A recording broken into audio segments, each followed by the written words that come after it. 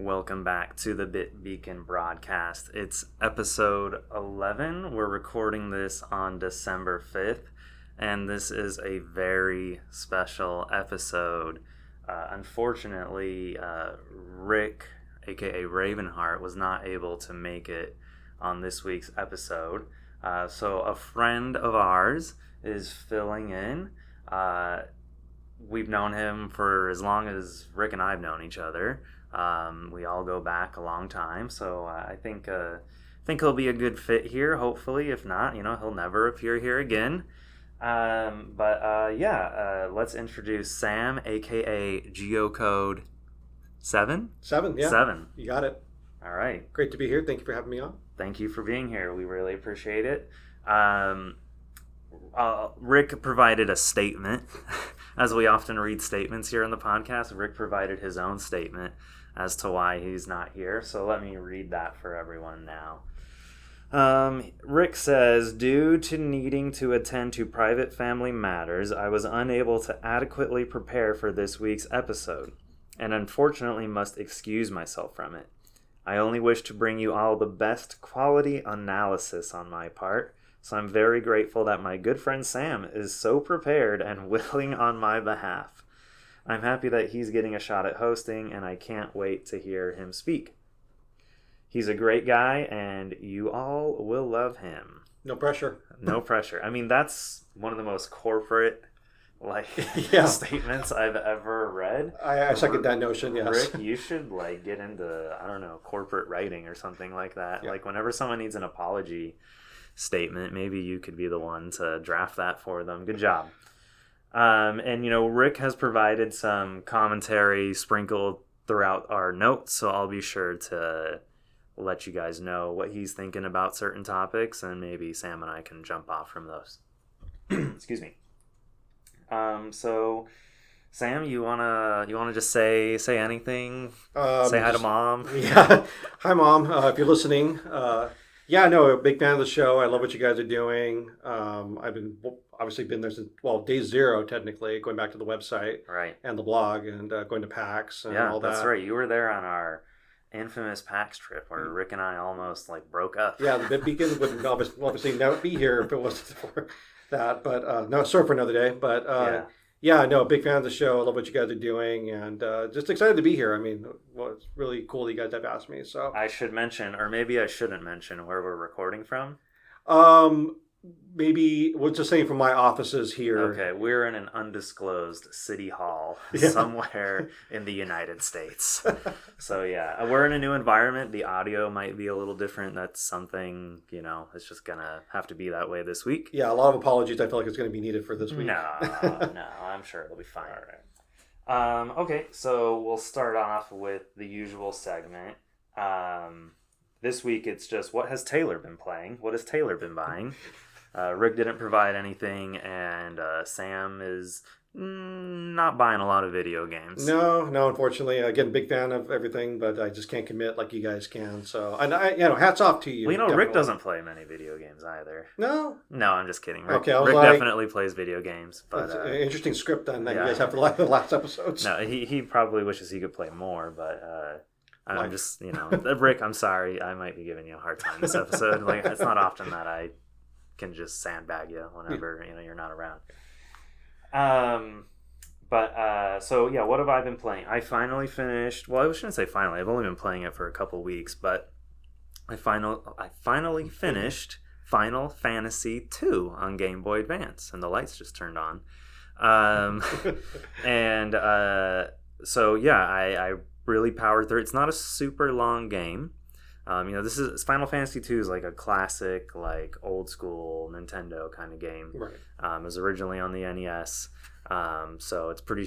I wouldn't say it's straightforward. It's definitely. If I was using an old GameFAQs guide.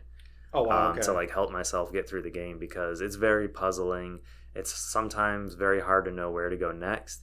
I mean, this is something that back in the day, took months and months for like kids and people who were playing this game to figure out, and like, how do we get to the end? How do we progress? And then, at the time, Nintendo had that call-in line. That's right. That charged That's 20 cents a minute. Yeah. So where they would have the game master and who would tell you like where to go and what to do next. Those were the days right there. Yeah. Yeah. I finished it. What's cool about Final Fantasy II on the Game Boy Advance is once you unlock it, there's a separate campaign. The name is escaping me right now. It's something of Souls. Sorry, this is embarrassing. And so it's like a second game within Final Fantasy II, like a bonus chapter of the story that wasn't there when the game first came out. And essentially what it is all the party members. There's like a rotating fourth party member in this game. You have 3 core party members of your group. Think of it almost like a Pokemon game, except instead of Pokemon catching, you're like different people are in your party. Gotcha. Okay. And so there's 4 slots, and then as you play through the game, the fourth party member kind of rotates to different characters throughout the game. Okay. So it's like if you always had Bulbasaur, Squirtle, and Charmander, but occasionally Rattata was in the 4th slot, and whoever else showed up. But basically the bonus campaign is all of the characters who were 4th party members but died during the game's story, and they're sort of in this sort of afterlife scenario, and they have their own role to play in helping the main campaign finish their quest, but sort of from like an unseen sort of angle that they're providing support. So I haven't played that yet, but it is something I do want to do. So was this a newer release, like post after the game came out? Like, this is, I'm playing it on the Game Boy Advance. Okay. So this is, I want to say 2002. Okay, I'm trying to put the years around my head on that one. So I mean, if you look at the original Final Fantasy II, I think came out in '88. Oh wow. So, but think about it. 2002 was only 14 years later. Yeah. Now we're almost as far from the Game Boy Advance release is now than the Game Boy Advance release was from the original NES release, which is kind of scary to think about. Weird. Okay, but yeah. Yeah. So yeah, I am going to play this campaign. I'm hoping to get to it soon. There's some stuff coming out, like the new Pokemon DLC. I think that comes out next week for Scarlet and Violet. That's right, yeah. The final chapter of the Scarlet and Violet story. So that might pull me away from finishing Final Fantasy to something of Souls. Aside from that, I did pick up a couple games on some Black Friday sales. I didn't go really crazy this year. I'm proud of myself for kind of keeping it in check. But I did pick up Forspoken for PlayStation 5, which I think came out earlier this year and was not super well received. It was made by the studio that made not the studio, the group of people at Square Enix who made Final Fantasy 15. Right. Their next project was Forspoken, and their specific little studio was called Luminous Productions. And after Forspoken came out, Square Enix disbanded Luminous Productions and absorbed. I mean, no one lost their job. They all got absorbed into other departments. But basically, Forspoken was kind of a big critical and commercial. I wouldn't call it a big failure, but it did not catch fire like the way they hoped it. But I've heard enough good things about it, and it was $15, and I was like, you know what? I'm going to give Forspoken a chance. Okay. So I'll get around to checking it out at some point. All right. The story sounded really interesting when I was researching it a little bit. Yeah, it's like a fish out of water kind of story, right? Yeah, exactly. I don't want to give too much away. I mean, you can talk about the beginning of the story. Yeah, just a girl who's from New York who shows up and like modern day New York, right? Yeah, modern day New York, correct? Yeah. And then is not abducted. I think that's the wrong word to use, but like transported, whisked away to another there you world. Go. That's a better way to put it. Yeah. It's like there were those movies in the 90s, A Kid in King Arthur's Court. See, and that was the kind of the vibe I got from it when I was reading through, and just that's what sounded really fascinating. Like, this is actually going to be a really interesting story at the end of the day. So. There is a name for these in Japanese popular culture. They're called, and I'm probably mispronouncing this. It's called I'm gonna spell it first. It's Isekai. It's like isekai. Isekai. Okay. Yeah, it means like someone from another world, like brought to another place, and now they have to like either find their way home or like just live there now. Okay, interesting. It's a common trope in like Japanese media. Okay, is that where it was popularized first before it became American? I mean, I don't know the true origin. Yeah. There could be some old story from Norway or something. Canterbury Tales. What are you talking about? It's all goes back to that. Yeah, maybe. I'm joking. I'm not sure. It's been a while since I've read the Canterbury I'm Tales. totally joking, by the way. Yeah. So I'm excited. I hear it has a really unique magic system where you combine your different magic together to create like spells and things on the fly. And like I want to say there's like some crazy number of like possible spell combinations. So the mechanics sound really cool. The traversal, meaning like how the character moves around in the game, also looks really exciting. I've heard so things about the story and the writing, but again, for $15, that's worth a shot. Yeah, I mean, it was originally I think a $60 or $70 game. I would not pay that much. Right. And I feel bad. Well, I mean, I don't feel bad. Like someone who supports a game on day one, I respect that because there is always that fear that like a game is going to immediately go on sale or something like that. So it's like a lot of people will hold off now until a game goes on sale. And I've become a little more of that. I don't, aside from very few select games that I'm like really passionate about, like the series or the franchise, I'll pick them up on day one. But generally, I'll just try and wait. Yeah, because Probably the smarter move at the end of the day when you think about it, especially if you're not like dedicated to that particular right. Like series. If I'm not going to play it immediately, I probably don't need to have it Right. on day one. Exactly, for sure. I do kind of make exceptions for a lot of Nintendo and Switch titles because they tend to hold their value really well, and they don't often go on like when they go on sale, they're like $10 off. Right. Whereas like I got a $60 game for $15 like 7 months later. Yeah. So I mean, how many times have I like texted and go, "Hey, is this going to come down anytime soon?" You're like, "No," especially when we're like a Nintendo title. It's going to. And like I mean, if you look at old Nintendo titles, they even hold their value even more so. Speaking real quick of old Nintendo titles, yesterday, have you ever been to a Daiso? Yes. Okay, so Daiso, if you don't know, is basically like a Japanese 99-cent store. Yeah, I mean, except their things they have like tiers of prices. Yeah, and I would say the quality is, I would say, a bit better than the 99-cent store by far. I mean, it's a great place if you get a chance to check it out. Yeah, I mean, you do pay more at Daiso, so you'd hope the quality would be higher. Right. And I mean, like, the conversion is like, if something is 300 yen, it's like $4.50 here. Okay. Which is, the yen is so weak right now, it's not really it's not really advantageous. It's advantageous to Daiso. Right. They're probably doing way better business in the States than they are doing in Japan. But anyways, I was at Daiso last night, and I came across this thing called a pasta holder. So this is supposed to hold your pasta noodles, like after you open the box. I'm assuming like a spaghetti type noodle. Yeah, spaghetti. Yeah, mostly. That's what I'm, at least what the audience described. It basically looks something like fettuccine. Exactly. It's a very long rectangle. But I was like, wow, that looks like the perfect size for Game Boy cartridges. And yeah, looking at it, it is, no joke, it's the perfect size for Game Boy cartridges. So I had this. I'm really big into Game Boy games. I've mentioned it before on the podcast. I love picking up random Game Boy games whenever I can. And it's something I can appreciate because my first system was a Game Boy, so having that Game Boy Color.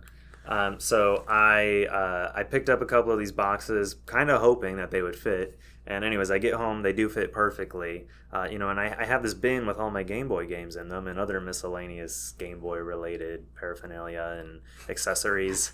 They're just loose in this bin. And like whenever I want to find something, I'm like rummaging through them, and like it's hard to find something. So now I've got these cool. But they're loose cartridges, so it's like, how do you organize loose cartridges in a big giant bin? True. Because as soon as you, I want to talk because I'm just as guilty doing the same thing. Yeah, it's like imagine they were all in that trash can. It's like try to organize them inside that trash can. A bunch of loose cartridges.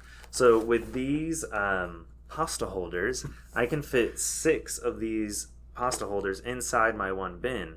So, for example, the one I brought here is all of my Japanese games. Oh, okay. So, and luckily, I think aside from one game, they all fit inside one of these pasta holders. So now I can put a label on the top and say Japanese Game Boy game. So I know if I'm looking for my Japanese Game Boy games, I just pull this one, and I'm not... going all around. Yeah, no, I think that's really smart actually. And then you have them in. Did you put the casing on after the fact, or the plastic wrap on it? Yeah, there's this great website, Retro Protection. They sell like hard cases for like your inbox games. And like acrylic ones as well as like cheaper ones made of like PET plastic. And they're like $1 or so each for your average size game. And for some, like they also make custom ones for like collector's edition sizes and things like that. So if you really want to keep your things in good condition, but they also sell these little plastic bags. Think of them as something like if someone's making like chocolates and candies at home, they might put them in these little bags to like give them to people. But he has ones that are custom sized for like cartridges, loose cartridges. So I have a lot of my loose cartridges in these little plastic bags. It just kind of keeps them looking nice. It adds like an extra level of sheen and just kind of cleanness to them. Oh yeah, no, for sure. And of course, it makes it easy for when you're pulling them out of your new and holder. It keeps them clean too. They're not rubbing up against each other. And our probably audience remembers the whole. I mean, I'm sure now. I think nowadays it's like a bad thing to do, but blowing into the actual cartridge to get any dirt out to fix the game. Yeah. So nowadays, when I acquire a new game, I will open it up. I have the tool to open it up. Oh, okay, gotcha. And I clean the board and the contacts, so that way I can make sure, and I test it immediately too to make sure it plays. So yeah, I'm just really pleased with this pasta holder from Daiso. I actually posted about it on. Yeah, I was going to ask. I mean, you got to show some kind of visual of where to find this. Yeah, I posted about it on my personal Twitter. I should have posted about it from the BitBeacon Twitter, but and I tagged some homebrew Game Boy game development accounts, and it's actually kind of taken off by wildfire, and I'm getting all these people asking me questions and stuff like, oh wow, does it fit it like No, that? I mean, like, yeah, again, it's like it's amazing that it all fits perfectly in there, and then of course with the added protection with the wrappers that you have on it, that really helps. Yeah, for me, and I spent like hours last night, just like I was like so happy I found these, and I was like organizing them all into the different things. It also fits Game Boy Advance games really well too. Oh, like, nice. Okay. I mean, they're about the same width, so they're just a little shorter. Yeah, makes sense. So yeah, I don't know. I spent like 3 hours last night just organizing retro games, and that was like pure heaven. Yeah, no, for sure. It sounds amazing to do that. And I did pick up one other game. I picked up Psychonauts 2. This game came out a few years ago, shortly after Double Fine, the creator of the game, was acquired by Xbox, but they still finished releasing the game for PlayStation. So it's funny, an Xbox game releasing on PlayStation, haha. Yeah. And the reason I picked it up, it was on sale. It wasn't super cheap, but for some reason it was a $70 game. So it came with all these extras, like all these like postcards and little tchotchkes and stuff. Okay. But they didn't sell like a normal version of the game. That was just the game alone. Yeah, because I was going to ask you about Psychonauts 1. I hear that it didn't do that great. I mean, it was critically received, but it just didn't put the numbers out that they wanted. So the original Psychonauts is like a old game, like Xbox PS2 game. And it was a critical hit, but a commercial flop. Right.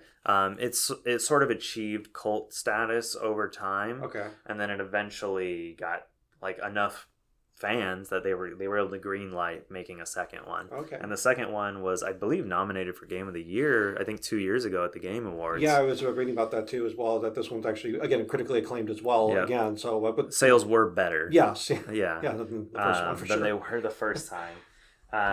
But the reason why I picked it up is because, and we'll talk about it later this episode, there's a Day of the Devs event later this week, and it's run by Double Fine Productions, the company who made Psychonauts 2, and there's a good chance, a really, really good chance, that the creator of Psychonauts, Tim Schafer, who's also created a bunch of like really old classic PC adventure games like Grim Fandango, Full Throttle, he'll be there, so my hope is that I'll be able to get it signed while I'm there. Yeah, I wouldn't put it past you, Taylor. Yeah, I will do my darndest to make that happen.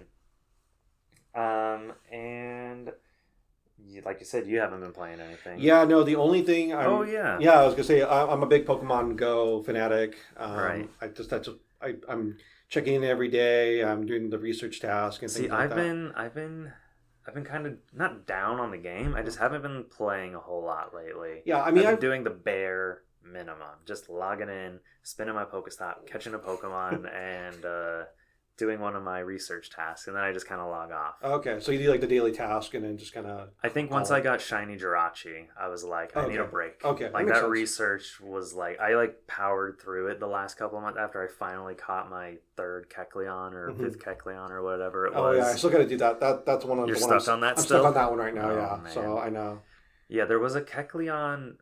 my roommate was telling me that Kecleon was boosted maybe 2 months ago or something. Yeah, I remember him recalling that. So saying that. So I was like, oh my god, there's only like 12 hours left of Kecleon boosted. Yeah. So I was driving around with my friend, and sure enough, I kept checking Pokestops while we were driving, and one of them popped up. And so that happened. So you know who you are. Thank you for helping me get that final Kecleon. So yeah, it was good to have Shiny Jirachi, but then I was just kind of like, I need a break. Yeah. But something's got me coming back. Yeah, that's true. Pokemon Company or Pokemon Go Niantic, they just announced the Pokemon Go Tour Sinnoh, or the Sinnoh Tour. Yeah. I'm not sure what the official... Yeah, it's true, because I think I've heard it interchangeably between when they done Kanto and Johto. Pokemon Go Tour Kanto? I don't know. Yeah. But so they announced... We went to the Hoenn Tour event earlier this year in Vegas. Yes. It was bad. It was, yeah. I mean, especially because I was the one that dropped all kinds of money on the extra bonus features that you guys know what they are. So we went on Saturday. Yes. That's the day we picked to attend the Hoenn Tour event in Vegas. And it was bad. Over like 20,000 non-ticketed people showed up because this was in a public park. So the cell towers were just completely jammed, and it was because I was stuck trying to get in for like the first half hour, 45 minutes, I believe. Yeah. Oh, yeah. And there was times where I got locked out for like a full hour, especially it was like right near the end of the day too, when things were that's true. Were kind of starting to get a little more stable as people were leaving, and it was like it just would not let me sign in. It was really bad. And so what do? We sign up for round 2. Yep, exactly. Glutton for punishment. Definitely. I mean, like, what are the odds that the tour event is that close to us again? Oh, I know, yeah. I mean, Vegas isn't that far from us, but I mean, it's a drive. Yeah. You know, it was a commitment to go out there. Sure. But this new one is in our backyard. Yeah, it's in Pasadena at the Rose Bowl. Like, we're going to be playing Pokemon Go inside a stadium. That stadium is going to be a Pokemon stadium for a day, which is pretty cool. Literally. Hopefully, because it's not open to the public, the reception and things will be better. They'll set up the cell towers inside the stadium. So I wonder if, because there's Brookside right there next to Rose Bowl as well. I wonder if they'll utilize any of that as well. Brookside. It's a park that's right next to the Rose Bowl. So you know, it talks about there being a golf course entrance and a stadium entrance. So I don't know if it's going to use kind of maybe multiple areas there. I mean, I imagine if that's a public park, they probably don't want to use that. Right. Well, I mean, it's kind of hard to get to. I mean, for those not familiar with Rose Bowl, it's a very narrow canyon area, so it's like a one way in, one way out sort of situation. Okay. So sounds like traffic is going to be bad. Well, we booked a nearby hotel. So, I mean, I don't know if we'll stick with the booking or not, but... I mean, it's a short walk from Old Town as well, so... Yeah, you know, it's crazy. Most of the hotels, there's not really any hotels that are super, super close to the Rose Bowl. Right. I think the nearest one is like a mile away, but that one was like really expensive. So the one I found is about a little more than 2 miles away. So I don't know if we're going to want to walk that before we start our day doing 10 hours of Pokemon Go. Yeah. But we might have to Uber down there or something early in the morning. But yeah, so I'm excited about this. I mean, fool me once. Yeah. Fool me twice. And if it was in nearby again, you'd probably fool me again. Probably, yeah. But yeah, I just can't. You can't pass up the opportunity. I mean, come on. Right. It's literally right here. Like, why would you not do it? Why would we not do it? Yeah. But yeah, like you were saying, you spent a bunch of extra money. Yes. All I bought was the ticket. But you bought all these add-ons that added like, for $15, get more raid passes. For $15, now, mind you, the friend that also listens was also on the same boat. We were kind of just going off each other. Yeah, you guys were like, someone was like, I'm doing it. Yeah. And then you're like, I'm doing it. Yeah. And then I'm like, nah. Yeah, exactly. And I do not regret that No, decision. and I actually, in hindsight now, looking back on it, it was kind of a big waste because of the way I wasn't able to utilize the stuff in the very beginning at Vegas. Right, yeah. Like, especially the walking thing. Yeah. Like, I mean, just what a mess. Yeah, it was so bad. I heard the second day was a lot better for whatever reason. I don't know if they deployed more. Well, remember at the last minute they opened it up to the Strip, I think. Right. Yeah. Their way of compensating everybody on day one. And we're throwing air quotes on this. Yeah. Their day of compensating us was, everywhere in Vegas will have the effects of Go Fest. But the thing is, we weren't staying on the Strip. Correct. Yeah. We were staying close to the park where the actual event was. Yeah. So where we were, there wasn't really a huge amount of Pokemon Go activity, and we were like dead after the whole day there. Oh yeah, because we got there at like 7 a.m. With 6 or 7 a.m. because we wanted to get the t-shirts. And then remember too the fire alarm that woke us up. Oh my God. That was fun. Yeah, the fire alarm that morning woke us up, and we were like, we're gonna go get breakfast somewhere. Because, then of course the breakfast place wasn't even open yet. Where it's just we had to wait like another 20 minutes there. I mean, it's still an adventure. I mean, that's what it's all about. At the end I had fun. Yeah, like the memories are good. The experience in the moment was not the best, but like looking back on it, even though it was only 10 months ago, it was a good time. Yeah, so for sure. So what have we been up to? Well, gaming related. I don't think Sam's been up to much of anything. No, unfortunately nothing. I mean, you can you've been on a podcast now about video games. Yeah. How's the experience so far? Oh no, the experience has been great. I mean, you guys kill my. I have kind of a long commute, so versus. I came to you for this. Yeah, exactly. Yeah, so I mean, I appreciate that, by the way. Yeah, I was like, if he's doing me a favor, there's no way. I mean, you probably would have. Yeah. But I was like, oh my God, we'd be recording until like 11 at night. Yeah, and of course it's a weeknight, so I have a regular. We all got work tomorrow. 9 to 5 job, the whole bit. So I got a 7 to 3:30. Oh, excuse me. I got to wake up even earlier. Yeah. Well, you wake up pretty early by choice. That's true. Okay, so I did attend a small event over the weekend at Gallery Nucleus. It was for the River City Girls 2 art book release. Where was that held at? So this is at Gallery Nucleus in Alhambra. Okay. This is an event that Rick and I, or a venue Rick and I have mentioned before. Yeah. We've done like Last of Us events there, Final Fantasy events there. Okay. They do a lot of very cool pop culture art events. And so yeah, they're Gallery Nucleus. I love you guys. I hope you never go anywhere. But this was a pretty intimate event. There was probably only, I'd say 50, maybe 60 people at most in attendance. Really good, yeah. And they had the director of the games. Mm-hmm. They had the art director and like lead background pixel artist there, as well as the character designer for the game. Okay. I haven't played these games myself, but I own them, as is often the case.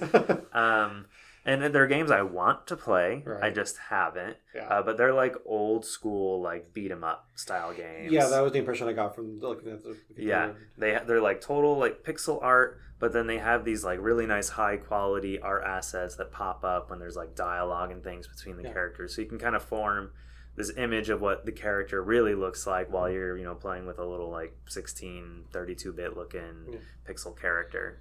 So one thing I got to ask is that, because I know you went to the concert last week. The Genshin Impact. Well, that was a couple weeks ago. Excuse me. Yeah. So we pre-recorded last week's episode. Right. Yeah. So, but just going back to, since this was an art exhibit, how was the? It was a smaller crowd, so it wasn't as. Well, it wasn't actually an art exhibit. Okay. It was more like a art book launch party. Okay. So the art on the walls actually didn't have to do with the game. Okay. It was something else entirely, just a different exhibit. This was just. They did do like a PowerPoint presentation, and they did show some cool like behind the scenes things. Right. They didn't say I couldn't take pictures, so I did take pictures. Of course. I mean, no one told me to stop. And then at the end, after their presentation, there's time for Q&A, and then there was a signing. So, and I did pick. They did have a couple art prints for sale. Some really nice, high quality art prints that were pretty reasonably priced. And Rick wasn't able to come with me last minute, unfortunately, due to his family issues that he was talking about earlier. But I picked him up one of the art pieces and myself, cool. and I was able to get that signed for him. So nice. as soon as he pays me, $37.50, I'll make sure to hand over his art to him. There's actually another River City Girls event coming up pretty soon at this game store in Burbank. Some of the developers as well as the voice actors for the 2 lead characters are going to be there. Oh, nice. Okay. It's not this weekend. It's the following weekend on Saturday. Okay. So I don't know if I want to make the trip to Burbank or not. Yeah, that's kind of a drive. Yeah. It's like at least an hour and a half probably. So I don't know. I might do it, but I'm not totally sold on it quite yet. But yeah, that's what I've been up to. There's, of course, 2 big events happening this week. We'll talk about that later. But for now, we're going to jump into the news. All right, sounds good. All right. So our first news topic, which is something exciting, something positive happening in the digital physical. We actually have a bit of digital physical kind of news this week. But this one Capcom has reversed course and will release Ace Attorney Apollo Justice Trilogy physically, after all. Initially, when this game was announced, it was going to be a digital-only title in the West. The only way to get a physical copy was either to import it from somewhere in Asia, basically. Mm-hmm. So, all of a sudden, last week, a bunch of listings started popping up for physical copies on places like Video Games Plus and Amazon and Best Buy. So, I mean, I immediately jumped on that pre-order because this is one of those games where it's like, if they're having to waffle on, like, will we produce copies or not, right, that tells me that they're probably not going to produce a lot. So I want to get one of those, whether I play it or not immediately. Yeah.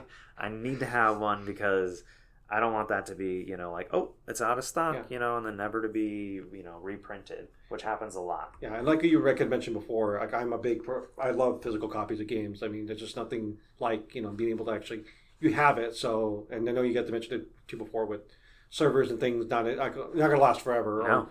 There's no guarantees anymore with anything. So. No, and we're seeing a disturbing trend, something I think I might talk about next week, of more and more games coming, supposed physical copies, coming basically just being nothing on disc, and then you download the whole entire game. Really? Yeah, it's really...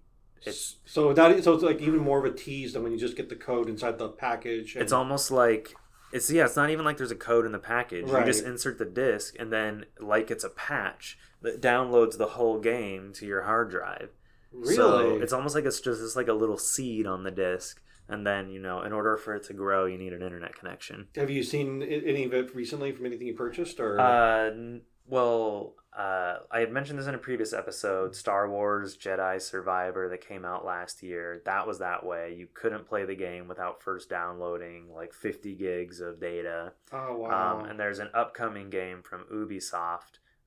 It's like an Avatar video game, not The Last Airbender, the James Cameron Avatar. James Cameron Avatar. And it actually looks like an interesting game, but some people have gotten their hands on physical copies early. Mm-hmm. I mean, pretty early. But you insert the disc and the download won't even trigger yet.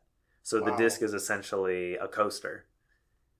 Wow. I mean, I'm just in awe with that. That is ridiculous. That's disturbing to me. It's... But anyways, going back to the Apollo Justice Trilogy, this is why people speaking out, people complaining, like this podcast, us being like, what the heck, man? I mean, I don't know how much reach we got yet, but at least you got one person that's listening that's on the show now. So,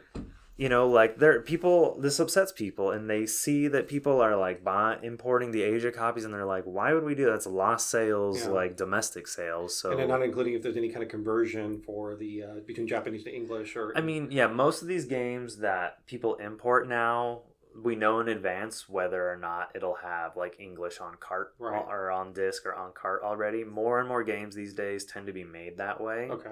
Unless it's a game that was only ever going to be like Japan only to begin with. Right. Then we might have to wait some time or years even for the game to be like localized in English with a proper translation. So that's exciting though with the Great Ace Attorney though. So definitely. So much like the Great Ace Attorney Chronicles physical release last year, this physical release will be Switch only. There will not be a PlayStation physical release. So PlayStation players will have to purchase a copy either digitally or import a Japanese or Asia English copy from another country. Or there are certain websites that help facilitate this for gamers that are looking for that. So it's not entirely uncommon these days to see physical copies only on Switch, especially for like niche series. It seems like publishers really don't want a lot of copies sitting on the shelves. So they would rather sell the copies so they can keep them at a high price. Because if they end up with too much stock on the shelves, you know, and we're not really talking about real shelves anymore. We're talking about mostly warehouses with online. Right. But at the end of the day, it's all real estate, whether it's a physical brick and mortar or a warehouse, an Amazon warehouse. Because the warehouse is like, okay, I have 1,000 copies of this game. Like, you have to let me discount it because, like, they're just sitting here taking up space. Exactly. So that's when games like Forspoken start going for $15, or because warehouses are like, we got to get these out. They've been sitting here for 10 months. Like, I'm sorry. Bin buys them and they throw them in there and. That's probably why the PS4 copies are not going to be made for this, which is too bad because I know there are a lot of like PS4 and PS5 game collectors. We got another story about physical media. We're going to shift things over from games to Hollywood for a second, though. So filmmakers are championing physical ownership of media. Recently, movie studios, TV studios have been pulling streaming series and movies off the air. When I say off the air, I mean they're taking them off HBO Max, they're taking them off Paramount Plus, or wherever they're at. And then these series that were only available for streaming now just vanish.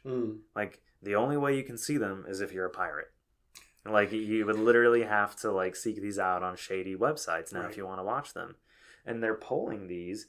And they're claiming them as tax write-offs. Like, oh, they weren't successes, so we'll just write them off. And then some of these series may never see the light of day again. Oh, wow. Yeah, it's gotten really bad. And filmmakers such as Christopher Nolan, the guy behind Oppenheimer just recently. Name me some other ones. We got... what's the... Inception?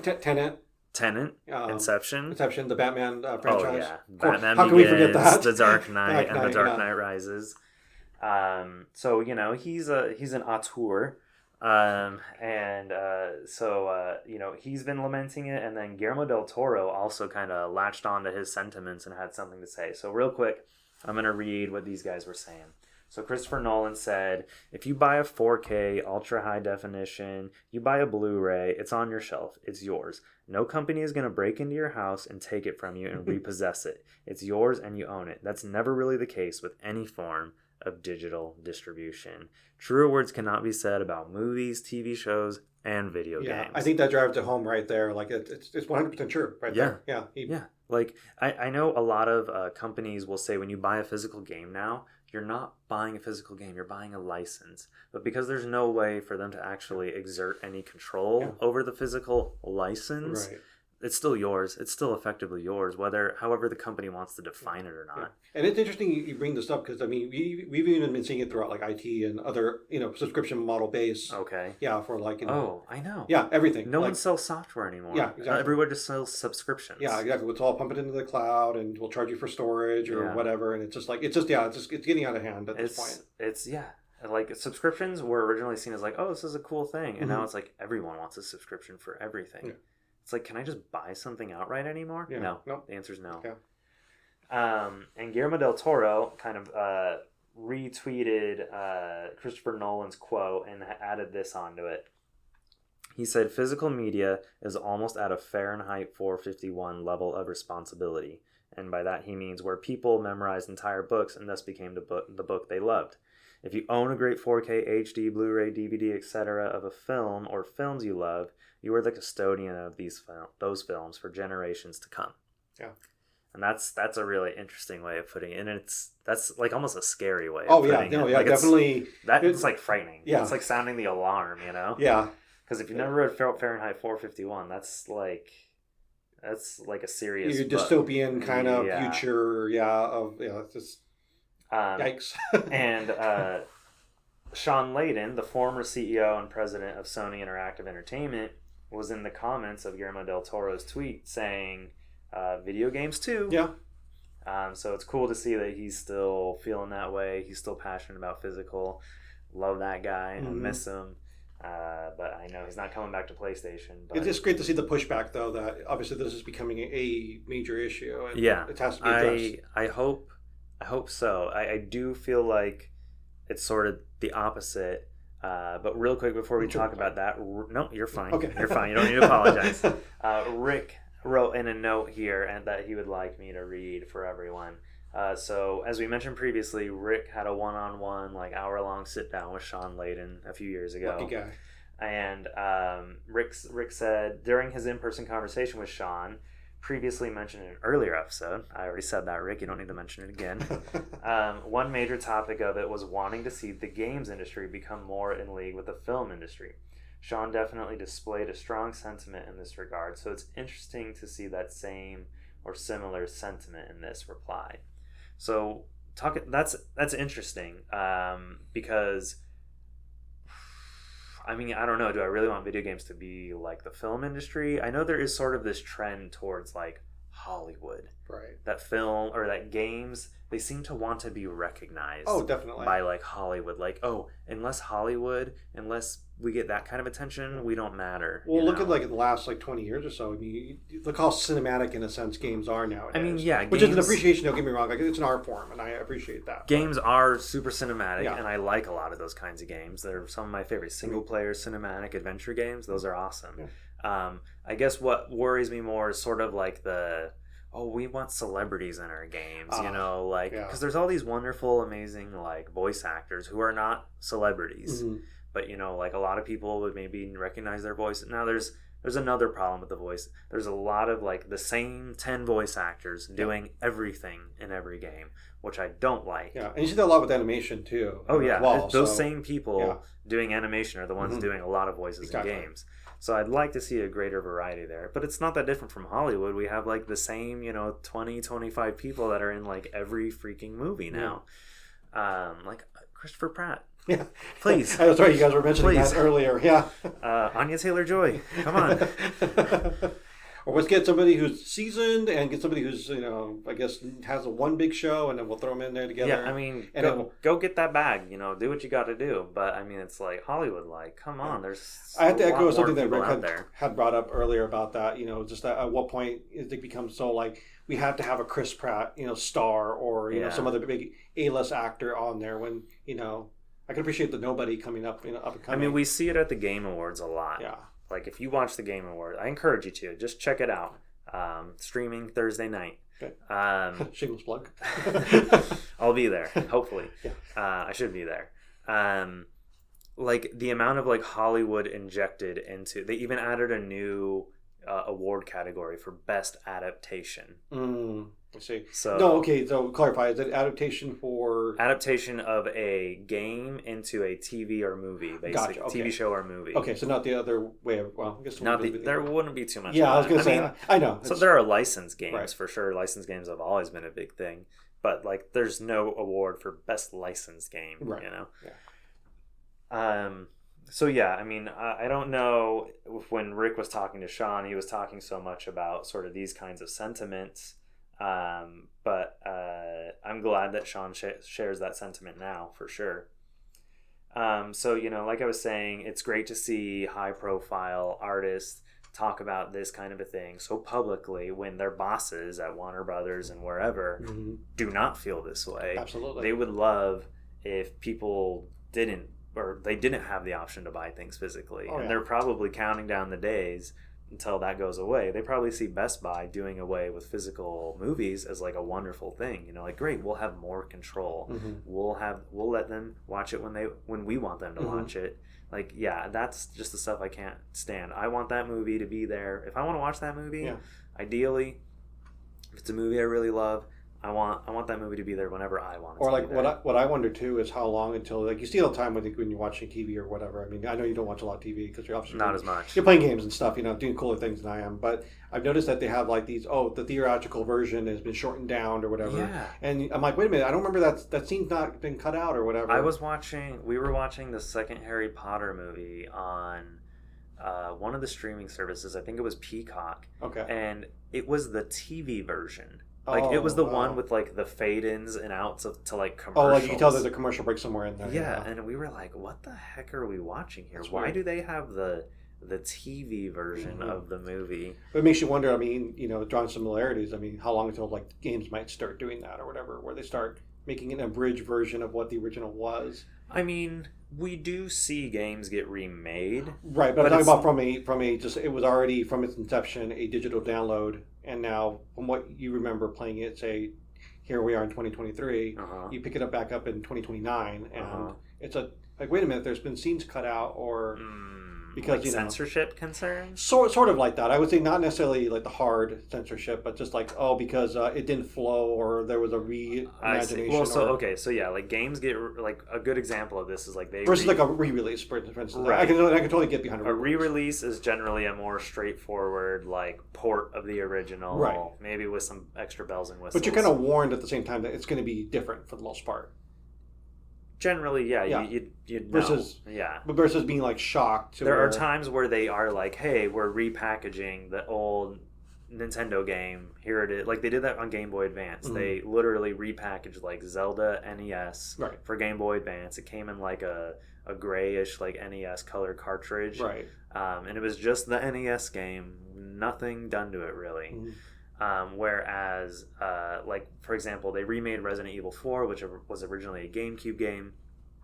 They remade it, like, from the ground up. And, yeah, things were changed. But I don't think from a perspective of, like, we want to, like, that sucked, so we're going to do it differently. Right. I think it's meant to... I think they both exist. It's not like the old one isn't seen as like a valid game anymore, and they only want you to play the new one. Right? Yeah. Normally, it's almost like paying homage to the original in its own way. But now, what I'm talking about though is like taking that homage or that original game, making it go away. Yeah, making it go away. Essentially, only having the new one. Be or accessible. just because say for instance, I mean, I'm just spitballing here, but it's there was a creative differences between artists or whatever. So to kind of X out that person's involvement, we're going to cut them out, and it's. Now the player will notice that as they're playing, like, hey, wait a minute, I remember when I played this back now, and now it's it's been X'd out or cut out completely. So I mean, games are in a weird position, like compared to like a DVD, right? A DVD you bought in 1999 still plays on your DVD player today, correct? Unless like your disc broke or got rot or something like that. But a game you bought in 1999 does not play on today's consoles, correct? Yeah. So there is sort of this like. Games have now become sort of inaccessible and out of reach unless people go out of their way to like if they kept their old console but then they need like a special TV or special conversion connectors and things.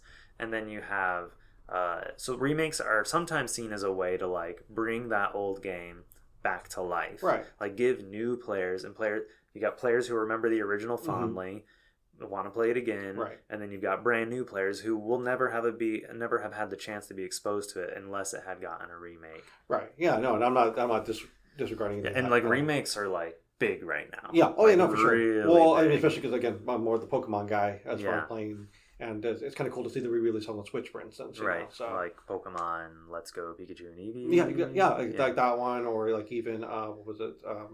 I'm blanking. Oh, Brilliant Diamond, Thank Shiny you, Pearl. Yeah. Which I didn't play when it originally came out. Right. So it's kind of cool to actually take part in that whole. Yeah. So yeah, I mean remakes. They are. I know that's something that Rick personally, he's kind of mixed on remakes. He's very like I'll just play the original on the original console. Yeah. And not that he hates remakes. No. And I don't want to put words in his mouth. No, exactly. Because I'll hear about it later. Rick is now promising everyone listening. I'm just kidding. But I think, and I understand that concept. Yeah. I do, yeah. But it's just one of those in the future. If you figure a streaming game starting from the get go as a streaming game. Oh, yeah. Now it's being edited to where there are examples. I mean, like Rick and I have said, we're going on a little long about this topic. Sorry, but. There are like examples, like online only game, like require an online. Eventually, they shut down, and then that game is it's gone. Yeah. So I mean, there are examples of that already, and there's not a whole lot to be done about those kinds of games. Like I mentioned previously, that there have been some examples of games that have like gone offline or gotten an offline mode after the online version kind of goes away. So, I mean, maybe some studios will explore that more, but I think a lot of, especially the publishers, not the game developer, but the game developer might really want to make an offline version of that game when the online is done. Right. But the publisher is going to be like, that's a waste of money. No one cares about that. We need to move on to the next project that brings in more money. Yeah. So that's why a lot of times that doesn't happen and won't happen. Right. Because it goes back to that whole suits versus developers. Yeah. Exactly. So you got creatives and you got suits, and they just don't mix. And then now there are some creatives that veer into becoming suits, and then those are the ones you got to watch out for, because they're just trying to make money. And not that these people shouldn't be paid. They reach more people than a lot of movies do now. Right. But at what cost at the end of the day is what it boils down to. Yep.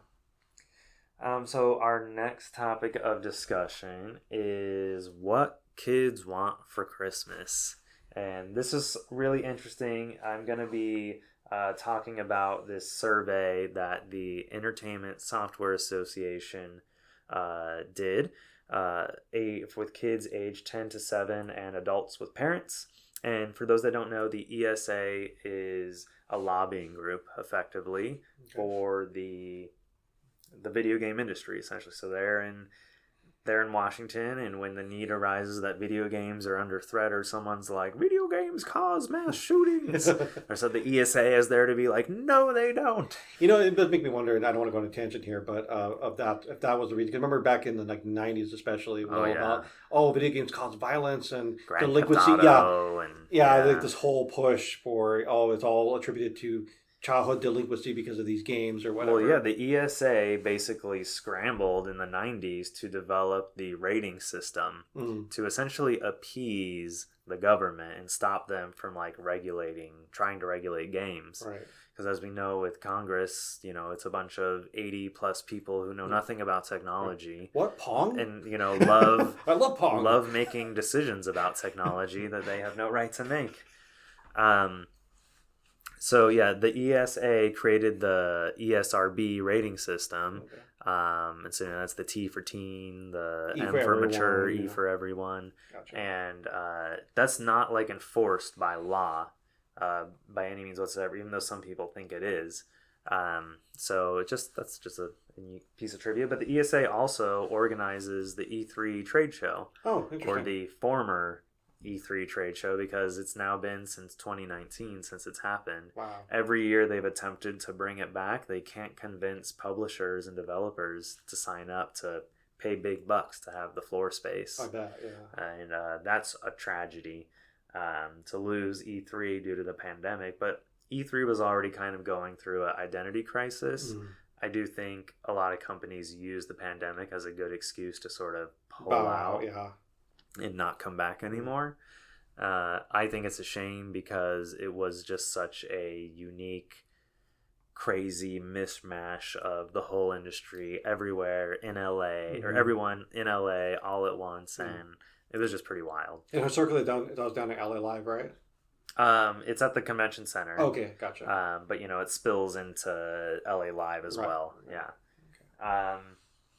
So this survey, they did it to these kids aged 10 to 17 and the adults with parents to find out what kids want for Christmas. And they found out that 72% of kids want video game related items for Christmas. 86% of the boys said they want video games as a gift, while 59% of girls say the same. The survey breaks down further the kinds of video game related gifts kids want for Christmas. So this is where it gets really interesting to me. So 39% of kids want game subscriptions, meaning Game Pass, Xbox Game Pass, PlayStation Plus, Nintendo Switch Online, and other apps, I think like Roblox and Fortnite have sort of subscription models. That's what I was going to say. I'm noticing with younger kids, that seems to be where it's geared toward nowadays. I mean, not to say I'm not speaking on behalf of all kids, but there's a discussion overall to be had after we run through these numbers. 38% of kids want a game console. Okay, so that's 1% under kids who want game subscriptions, which I guess is a good sign that kids still want consoles. 32% want accessories for their system. I found this one a little puzzling. Really, that many people want accessories, like stickers and skins and game cases and things like that? Hard drive upgrades, maybe? 29% of kids want in-game currency cards. So, Robux and, Fortnite V-Bucks and, all these in-game currencies. You take real cash and then you convert it into nothing dollars and you use these nothing dollars to buy outfits and stuff for your characters. Rick added, this is a new bullet point. I didn't notice earlier. Rick added, hold on. So 22% of kids want physical copies of video games. That's still a pretty healthy number, though. Not great, but it's not great. So I guess, first thing, these numbers don't add up to 100. Right, correct. They go way over 100. So that means they allowed kids to answer multiple and select multiple choices. Right. So I guess 22%, a fifth of kids still want physical video games. That's a little scary to me. That's a little scary. But Rick said he would like to ask how these kids could potentially be reached. What would it take for this trend to shift? Wow, Rick wants to reach these children. How do I get through to these kids? He wants to reach them and slap them on the face and say, you need to ask for more physical games. Rick is becoming like a standing deliverer right here. I mean, hey, I'm with you, Rick. Yeah. I mean, these numbers scare the heck out of me. It would be really interesting to see the trend of, like, say, last year, and then, of course, what will be next year's numbers. Dude, in, 10 years, we're going to have kids who were, doing Fortnite dances on top of cars and stuff, in real life. Are going to be, Carlton adults dance or whatever. And have, children. And they're not going to be of the mindset that, physical games... Oh, my God, I'm just having a realization right now. Oh, no. We are dinosaurs. Yes. We are dinosaurs. People in their 30s, late 20s, 40s, 50s. We are all basically the millennial age group. They aren't even... They're still catering to us. They're still giving us food to eat. Keeping us alive. We're a steady source of income for them. But that's why there's so much focus on live service. Because the future... What kids want now and what they're going to have their kids want. Oh, and by the time they reach the age where they're able to make their own money and buy whatever they want. They're just going to be playing live service games. I mean, in 10 years, this 22% want physical copies of games is probably going to be 10. Should we go on record and say that we'll check back in 10 years? And it almost makes me want to make a kid. So I can teach them the value of physical ownership. On this episode of you don't want to let the corporations control everything about your life. You want to take some of that back, fight the power, buy video games. Yeah, I mean, okay. To be fair, though, I mean we have seen a resurgence of record players. Yeah, I've mentioned that's something that we would have never. Yeah, we never would have seen. Which before. Is interesting. Yeah. So it's okay, and it's it's not just. It's not just people in their 50s that want record players. It's people in their 20s, even teenagers that think vinyl is cool. Yeah. So, that does make me go, okay, maybe there's still room for physical games in reality. Yeah. But I don't know. Yeah. Because I think it'll take one. I mean, and again, I'm just making a prediction here, but I think it'll just take a server to go off. I mean, which has already happened. Oh, I know. Fortnite turns off for a week. Yeah, kids will. Or hey, I had a special collector's skins or whatever, and now they're no longer available anymore, and they're off into the dust. Yeah. Oh, I mean, could you imagine the? Well, it's gonna get to a point where they're gonna probably let people sell their skins that aren't available anymore, their outfits for their characters, and then there'll be this black market for $10,000 for my, Black Panther skin, or whatever. T'Challa edition, Chadwick Boseman edition. Rest in peace. Rest in peace. Wakanda forever. Yeah. So, God, I mean, the numbers do not look good, but at the same time, though, I'm willing to hold out before I make any kind of permanent. The second highest number, kids that want a game console. So that's a physical thing that exists. Right. So you need game consoles to play games. Correct. Yeah. So that's good. The fact that people want accessories for their system, and those are also physical. Yeah, that's guess. Objects. Yeah, that's interesting. And then it goes in-game currency cards, and then finally 7% lower physical copies of games. Yeah, that's. I hope, like you said, I hope there's some moment, internet goes out, mm-hmm. and then they got nothing to play. Yeah. Yeah. I mean, that's always a real thing. We cannot predict the future in that regard. So.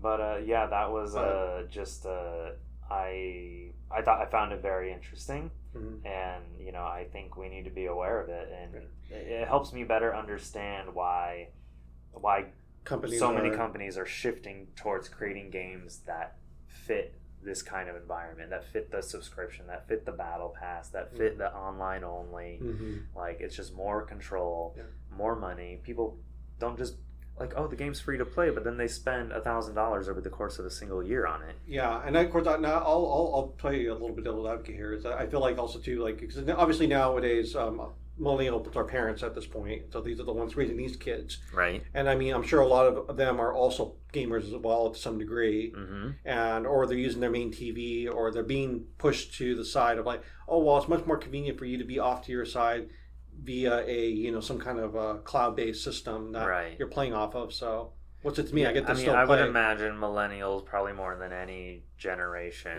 are like gamers. Oh yeah, like Gen X a little bit. So to be fair, I was gonna say that's what's going to be exciting about us getting older. Is going to be like retirement homes and I know we're nostalgia, gonna have, like, video game clubs. Yeah, exactly. Oh boy, can't wait, Sam. Smash Brothers, Melee tournament, and Clubhouse 3. What you call it? Adam over there had a heart attack because he didn't win. Oh yeah, okay, Sam. This is where you need to stop. Poor Adam. May he rest in peace. All right, so let's move on to our next story here. This is a big one. Xbox sales in Europe have seemingly cratered. That's when you look at them compared to last year, the numbers are bad. So these numbers we're talking about are comparing October of 2023 to October of 2022. To put things in perspective, let's look at PlayStation's numbers real quick. October 2023, PlayStation 5 sales are up 143% compared to last year, while Nintendo Switch sales are down 20% compared to last year. It's worth noting that the Switch is 7 years old and is like at the end of its life cycle. 20%, I would say, is probably within expected ranges. Most people that have a Switch probably have one or want a Switch have one at this point. I mean, I know they're still being sold, obviously, but sales have slowed, and it's time, Nintendo, release a new console. And I'm sure part of that too was probably the lockdowns, because I mean, you figure that was when we saw you couldn't get a hold of a Switch when it was released. Well, the Switch was released in 2017. 2017, excuse me, sorry, I misspoke. Because I was one of those idiots that was trying to get a hold of a Switch during the lockdown.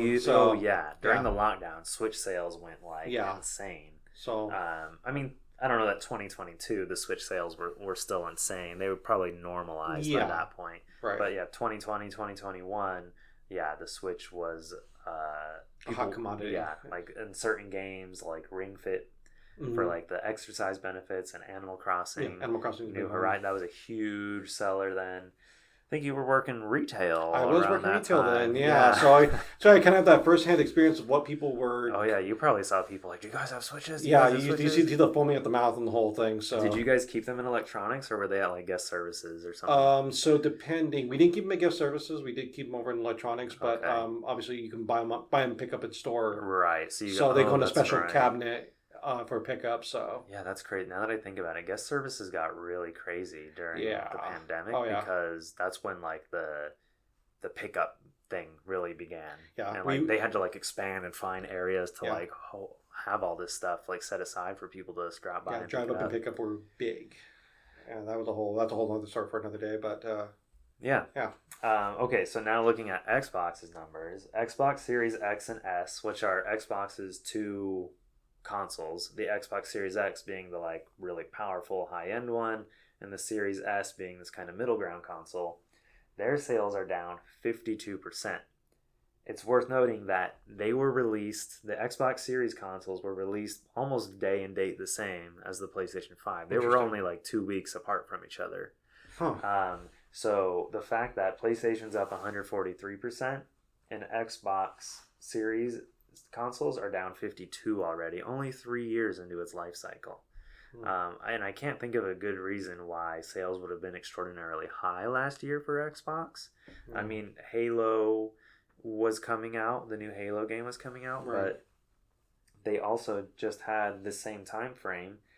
Xbox had a big new release in Starfield from Bethesda Studios, which was probably almost as anticipated as Halo was. This is from the makers of Skyrim, the Elder Scrolls. For the European market though versus North America. I would say that game, like Halo and Starfield, they're probably pretty equally interested over there. I wouldn't think that they were too uninterested. Now, you were bringing up bring up an interesting fact though. Yeah, so it's one thing I was curious as to like what's the top games in Europe, and actually one of the top ones was actually FIFA. Oh yeah, I mean, so always the top one. Yeah, football or soccer, whichever you want to call it. That's a big thing, but also too not a lot of Nintendo based games. So you're not or a lot of Nintendo. A lot of them. Yeah. Oh yeah, definitely. Yeah, so definitely you have your Pokemon games for Scarlet and Violet. What I've seen from sales over there is that they seem to be like nostalgia plays a big factor in like game sales in Europe and the UK. It seems like if there's like a retro kind of throwback style game, it tends to be higher up in the charts. Yeah. Whereas like these cinematic games aren't as interesting to them. They'd rather play something a little more level based or like arcade like. Right. Than something that's like, oh, here's this 80-hour... Yeah, and of course, what's Xbox really known for is those more... Yeah, I mean, definitely. I mean, shooter... Well, Xbox used to really be the bro... Yeah, exactly. Gamer console. And that's, of course, being the outsider, kind of like, that's exactly where my head goes when I think of Xbox. The Madden games, the Call of Duty shooters... NCAA, NBA... Yeah, all the sports games, all the... twist my hat backwards and go ride on dirt bikes. Yeah, scream at some random person on the internet, sort of thing. Yeah, like shot say all these horrible things because they teabagged you or whatever. Yeah, exactly. So we do have a little bit of insight. GI.biz, head of games, Chris Dring, provided this statement to IGN. I should mention that I did see this article on IGN, and I just thought it would be a good jumping off point for some discussion. So Chris said, the sheer absence of available console stock last year does skew these figures quite a bit, and it's worth noting that Eurozone countries have never been Xbox's strongest territories. They revealed back in February they only hold 20% of the market versus PlayStation's 80%.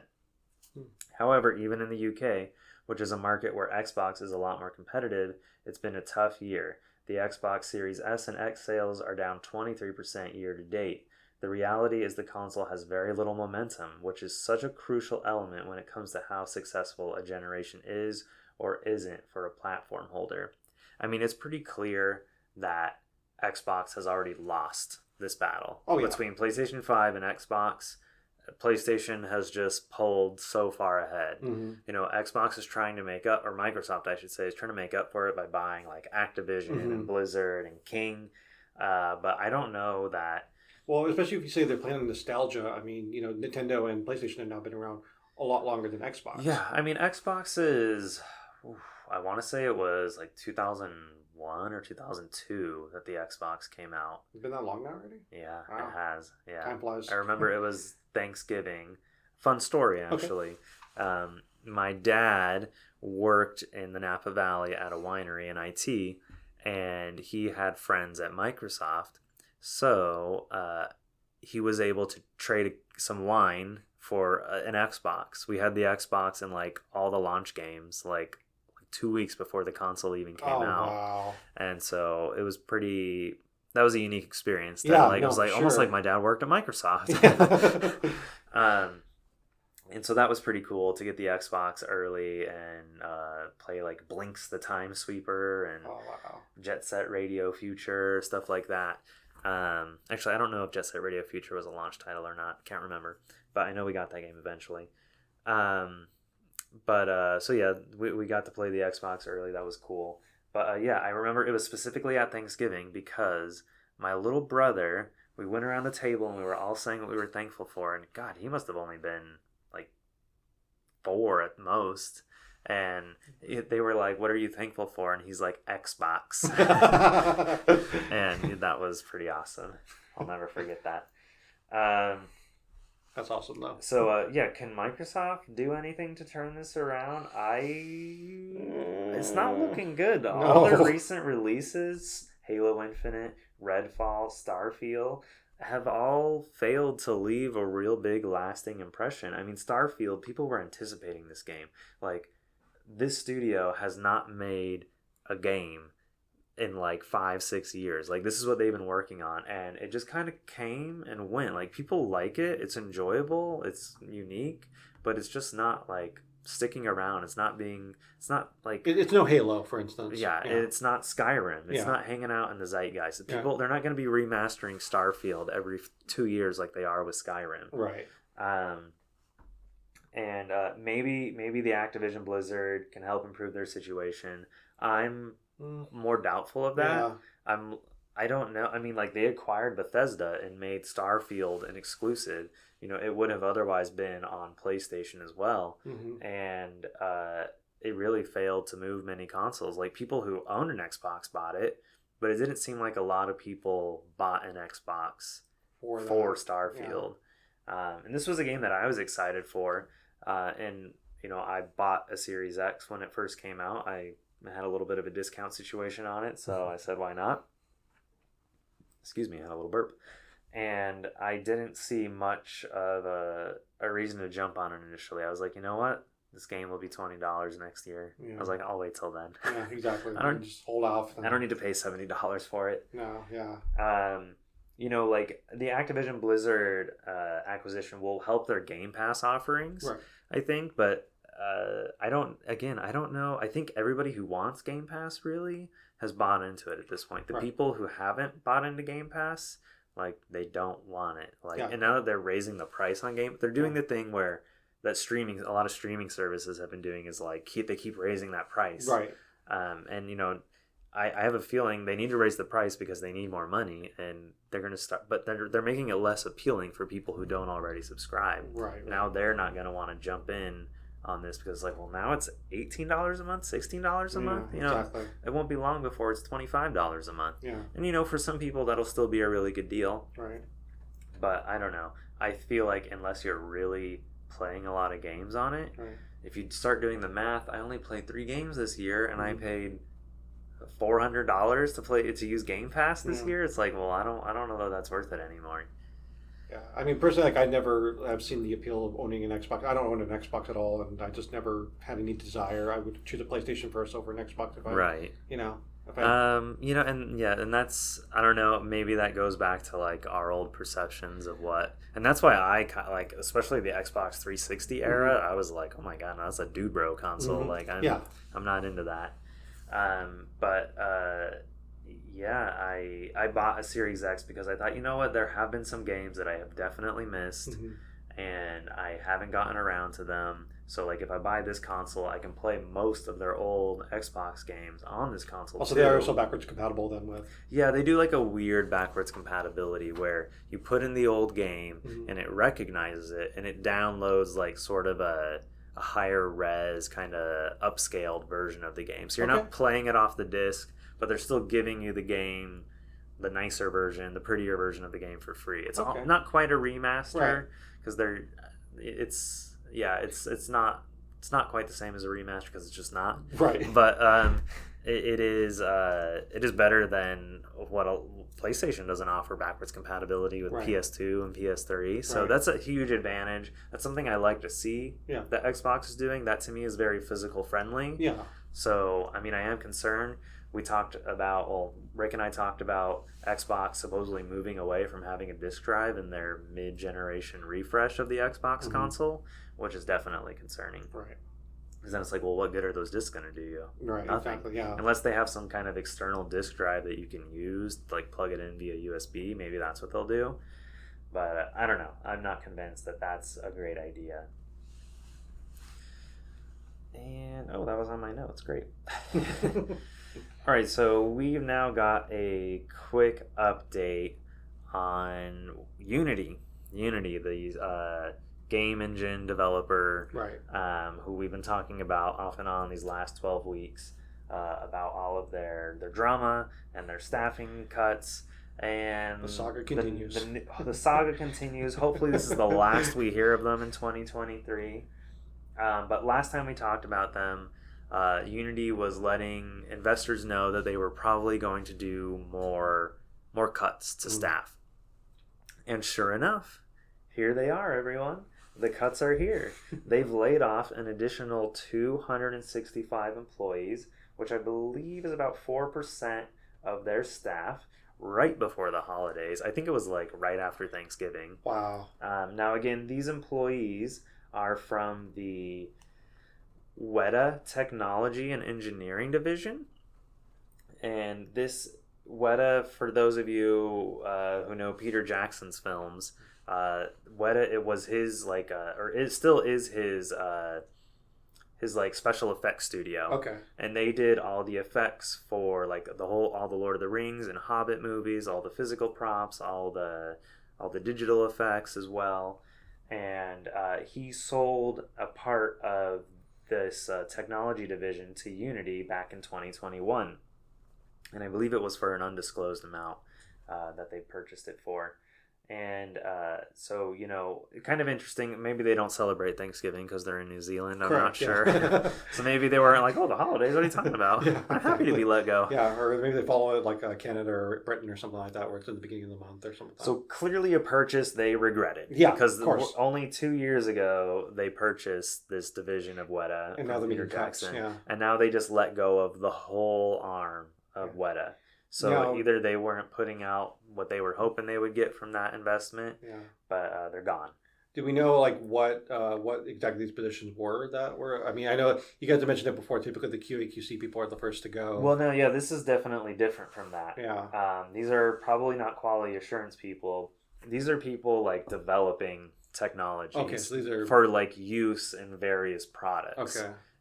So they're not doing like special effects like Weta normally does, but they were like maybe making like okay, here's an interesting way you can make AI like a artificial like when I say AI, I'm talking about like game AI, like NPCs and like monsters behave certain ways and like be more reactive and proactive to the player, that kind of thing. Unity does more than just make games. Their stuff is used for like military projects and all kinds of things. A lot of these companies, they just talk about the game stuff, but where they get a lot of their money is like the U.S. military and stuff like that. Microsoft is the same way. Oh yeah, no, for sure. Same thing with Sony with PlayStation. We got a note here from Rick. Again, John Riccatello is leaving at the end of the month, and he's still cutting staffing on his way out the door. Nothing good concerning game developers is going to come from this news.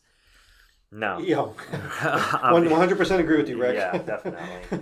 But yeah, sad to see another big cut. I mean, I'm glad it's not specifically... Well, I mean, you know what? This probably is going to affect... Yeah, like Rick says... Nothing's good for game developers going to come from this cut. If anything, Unity is going to lose some functionality maybe it would have had. I just feel like this guy is like burning everything on the way out, sort of thing. I'm not honestly sure how much control he has at this point. I think he, mostly has been in sort of a background role as the new person is sort of taken over. But I think he's still technically on the books till the end of the year. But these cuts are a result probably of John's leadership over the last few years, like that have led them to this point where they feel the need to even make these cuts happen. That's a shame. Okay, we're breezing through this episode. Yeah. We've got 2 big events this week, and I just want to kind of talk about them, and then Sam and I are going to play a little game. Yeah. So Rick and I are planning to attend the Game Awards this Thursday. It's in Los Angeles in LA Live at the Peacock Theater. It starts at I think 4 or 4:30 in the afternoon, and it's probably going to go at least 3 or 4 hours. It's pretty long. The Game Awards are not just an award show; they are an announcement show / endorsement advertising show. And a celebrity love fest, and there's always random big name. I think last year Al Pacino was there. Really? Yeah, and of course, what always happens is they go on the stage and they talk about like, oh, I don't play games, but my kids do, or my grandkids do, or something like that. And I'm always like, why do they do this? I don't understand. It's funny. I don't know why, and my brain just went to the Harrison Ford playing Uncharted commercial. There was a commercial for that? Yeah, you showed it to me. This was a long time ago now, but like on PlayStation 3? Yeah, and he's just like, they're just getting his reaction as he's playing it. And it's like, ooh. Okay. Like, very like, oh, he's so old. I don't remember that anymore. He's so old, and I'm just like, oh. Don't get me wrong, I love Harrison Ford, but yeah. Me too. So I mean, yeah, I mean, I get it, because I guess people go, wow, Harrison Ford likes that game. Maybe I'll like it too. Yeah. Does that work on people? You watch a lot of commercials. I do. You are a TV guy. That's my guilty pleasure is seeing commercials and they somehow stick with me. And have you knowingly been convinced to purchase something lately due to a commercial? No. Like you didn't see a commercial for McDonald's, and later that week maybe you bought McDonald's and you didn't even realize it. No. I'm like not because of it, but because of like the subconscious, the fact that you're like, oh yeah, McDonald's exists. Big Mac. Yeah, no. McDonald's exists. Hey, we might get a copyright strike for that sound effect. So be careful. We're not loving that. No, we're not loving that at all.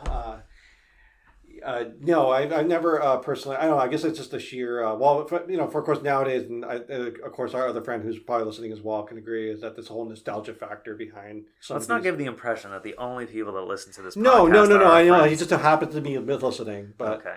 I don't know which friend you're talking about. We have a lot of friends. Yeah, we do. So I like the a lot of listeners. Ambiguity. Yeah. But no, I've never been. I mean, I can't remember the last time I was driven to basically see a commercial and inclined to go buy something because of that commercial. Yeah, there was some. I saw a commercial for some like fast food place not long ago, and I remember like later that week I was like, oh, that sounds good, and I was like, wait a second. I don't actually want that. I was convinced that I wanted that. I know we're backtracking a little bit, but I remember like Xbox and PlayStation especially like really doing big pushes for these commercials, like with Mountain Dew or with Pepsi or whatever. Mountain Dew Gamer Fuel is back right now. Oh, yeah! Can't wait. Sign me up. I think they are doing it in conjunction with Call of Duty or Halo and Diablo 4. Okay. Yeah, so that's happening. Gamer Fuel is back, everyone. Go grab some now. Tell them Taylor sent you. The cashier specifically. Yeah. And you want $200 cash now. Put it in the bag. Sam, you laugh at too much and it just makes me go off. I'm way too entertained. And it could be just, long day, but... All right, so the Game Awards, they're a big spectacle. I've been every single year. The only year I haven't been is when they did the COVID year in 2020, where they didn't actually have a physical show with an audience. They just did like a tiny little studio kind of setup. But I wish I wanted to go to that. I was like, is there any way I can be like in the studio, like the 10-person audience that they had? Like, I want to go. But it wasn't publicly available, so I don't count that against my score. I'm pretty sure everybody will forgive you for that. I think this is actually the 10th show, because the first one was in 2014 in Vegas. So I think this is the 10th Game Awards, which is crazy. Time flies. And the Game Awards is a spin-off of the old Spike VGAs. Whoa, Grandpa. Yeah. And go to YouTube and look up VGA highlights, because they are like the epitome of like the dude bro. Like, well, you just said Spike TV, and I was already kind of my brain just went there immediately. It's wild. I watched this clip of Neil Patrick Harris like going down this crazy staircase during this musical number. And he had like these 2 machine guns in his hands, and he was just pretending to shoot all the other performers on the stage, and they like fell down onto the ground and like pretend to die. I'm sure that's aged very well today's climate. It hasn't. I mean, it's hilarious. I mean, yeah, don't get me wrong. Neil Patrick Harris, like, wow, out of his character. It was almost like he was the character from the Harold and Kumar movies. Oh, okay, gotcha. Yeah, all right. I felt very like that version of NPH. Gotcha. Oh, Neil. So, and then we also have the Day of the Devs event on Friday. And so, what comes first, though, is on the 6th tomorrow. Day of the Devs is doing a digital showcase where they're going to showcase all of the cool indie games that'll be featured at the event. There'll be some announcements. It's almost, and it's being done in partnership with the Game Awards. It's almost like this is going to be the game announcements for the indie developers. Get them out of the way here at Day of the Devs, so we can focus on all the big stuff. Get the old golfers clap. Day of the Devs, from my understanding, is almost like a charity event. Like they do it to help promote like indie games. Okay. I don't know that there's no exchange of money anywhere. I don't want to claim that it's a charity event, Sure. But it does seem like it's something that, when I say charity, I don't mean like money, donation kind of charity. I just mean like they're doing it for the benefit of the indie scene. Yeah, you're getting to get the exposure on a more, I guess, global scene essentially. Yeah. Yeah. And then on Friday, those games will be playable.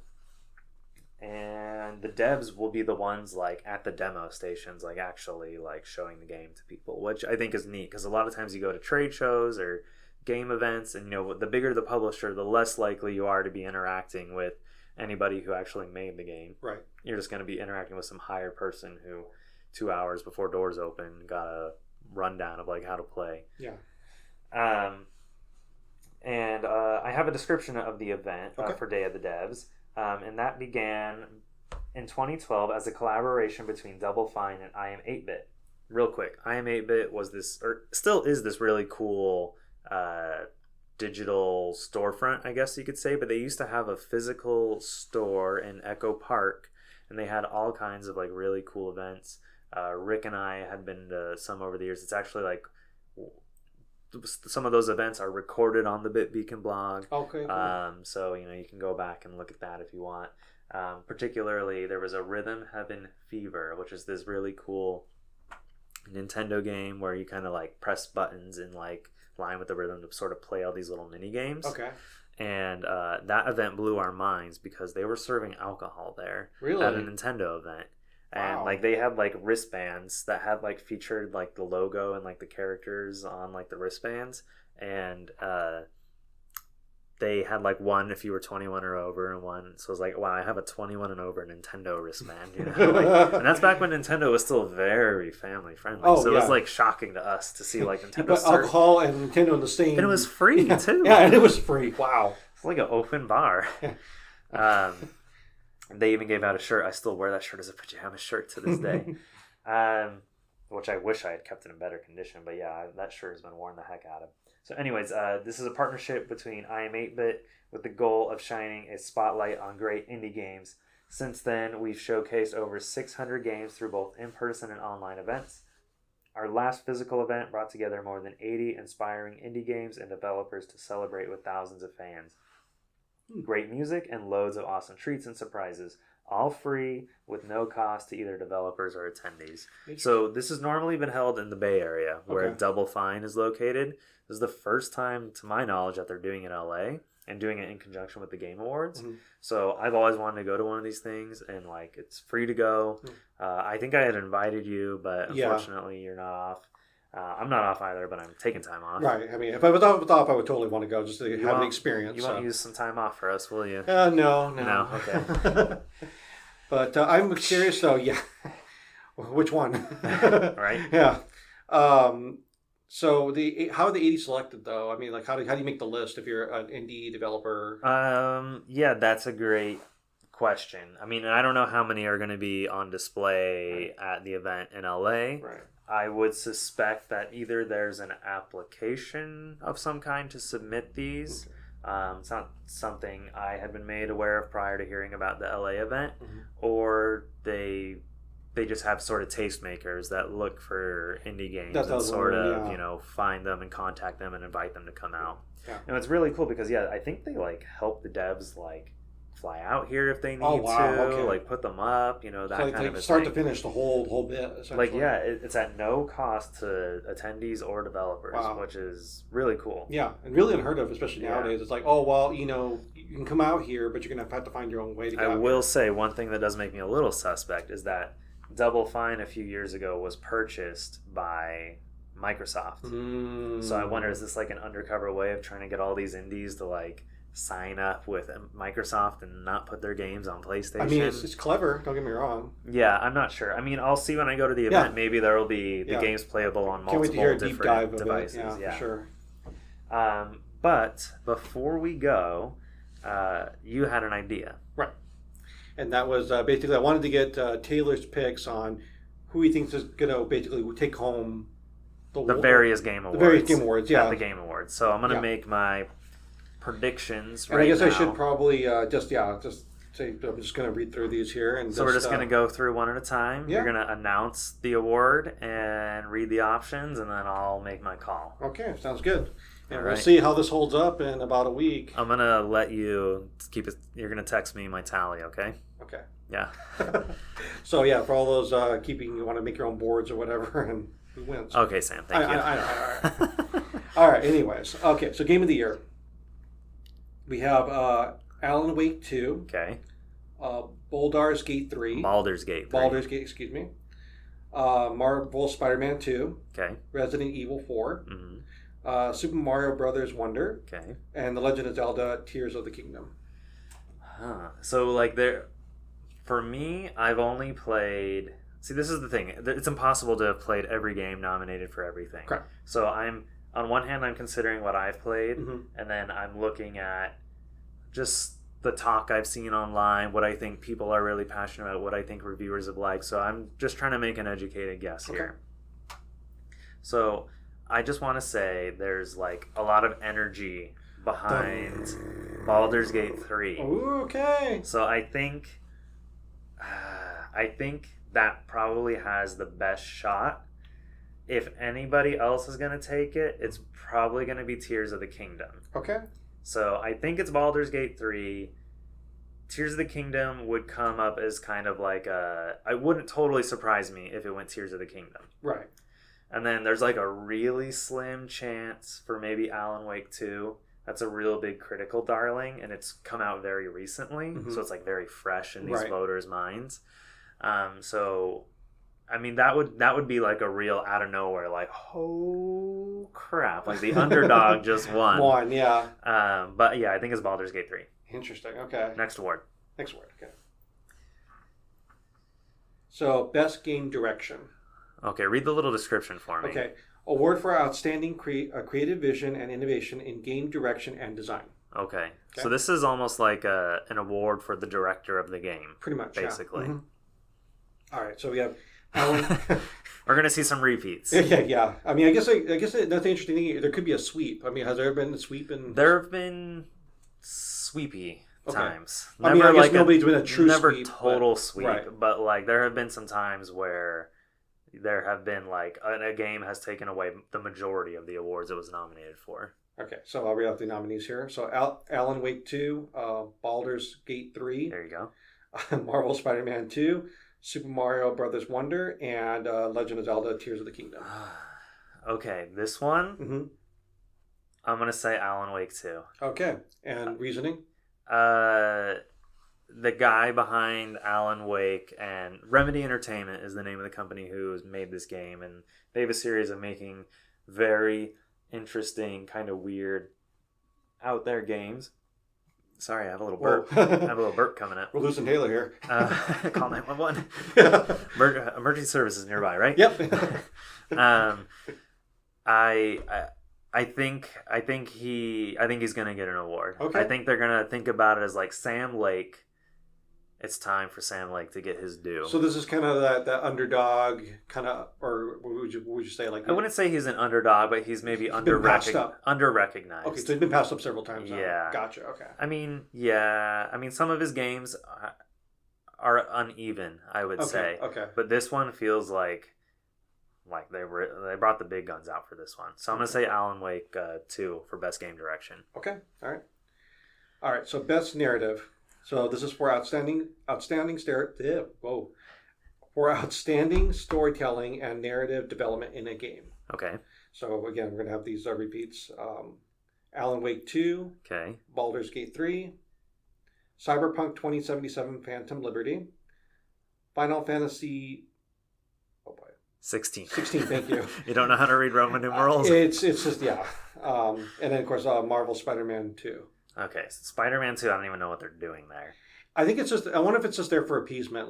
We have to kind of give it to I haven't played it, so I'm being a little judgy. Yeah. But I mean, I just can't imagine it being in the same ballpark as these other ones. Right, and of course, I grew up with playing the OG Spider-Man.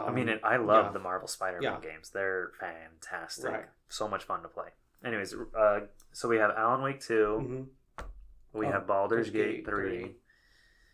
Cyberpunk 2077. Yeah, that's weird. That game is not even a game. It's a DLC for a game. I don't know what it's doing there. Well, the category is best narrative. So the only one of these that I've actually played this year is Final Fantasy 16, which I recently finished and talked about on the podcast. But if I had to give an educated guess, help me out here. Sure. You have Alan Wake 2, which is a handcrafted story from start to finish. Every player is experiencing the same thing. Okay. So a very tight narrative experience. Right. Whereas Baldur's Gate 3 is very much a Dungeons and Dragons kind of create your own adventure kind of game. So where like one person's playthrough will be nothing like their friend's playthrough. Okay, then I think the answer should be pretty obvious at this point. What do you think? Well, I would say then Alan Wake 2 at this point. Yeah. Just because it's more, I think it's just that constructive storyline walking through versus, Baldur's Gate probably had its own area for winning, but not for this category. I think both are at like equal odds. I think it could go either way. If I had to make a personal pick, I'd probably say Alan Wake 2. Okay. So Alan Wake 2 looking a little sweepy right now. Yeah, I know, a little bit here. Okay, best in art direction. So this is for outstanding creative and or technical achievement in artistic design and animation. Okay. So we have Alan Wake 2 again. Okay. Hi-Fi Rush. Okay. Lies of P. Super Mario Brothers Wonder, and of course Tears of the Kingdom. Yeah, Wonder and Zelda both have terrific art direction for sure. I feel like I could see Mario Wonder possibly getting it. What are the first couple again? So Alan Wake 2 and Hi-Fi Rush. Okay. Life of P. I'm going to say Hi-Fi Rush gets it. Okay, and reasoning? That game came out earlier this year. It was a surprise hit with players and critics alike. It has a very unique visual style to it. Okay.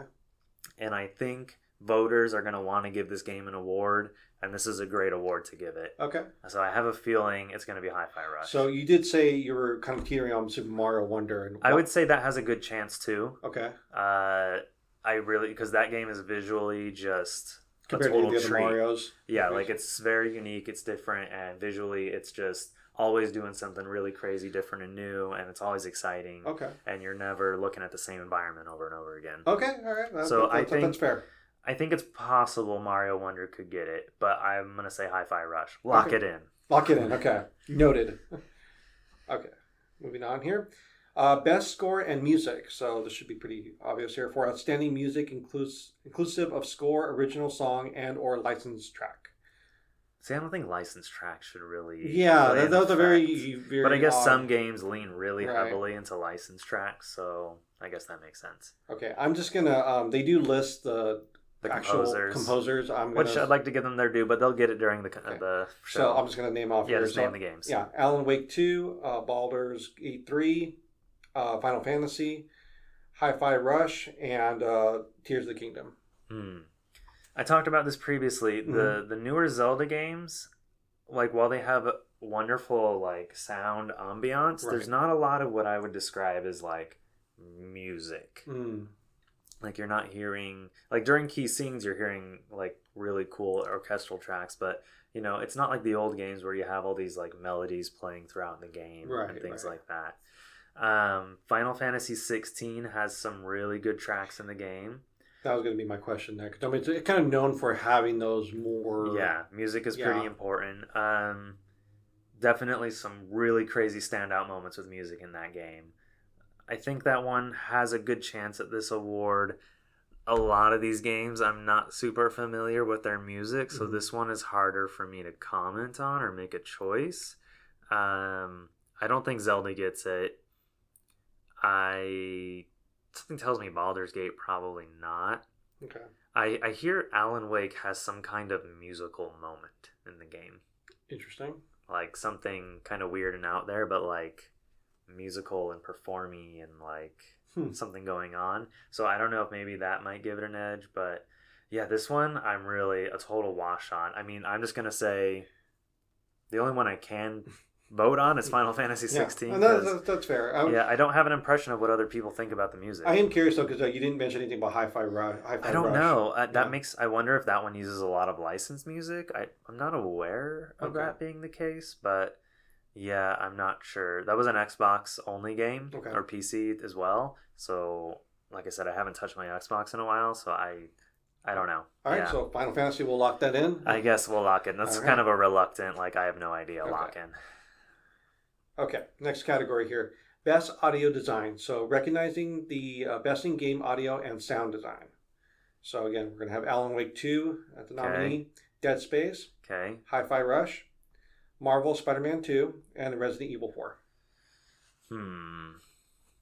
I doubt it's Spider-Man. I doubt it's Resident Evil 4.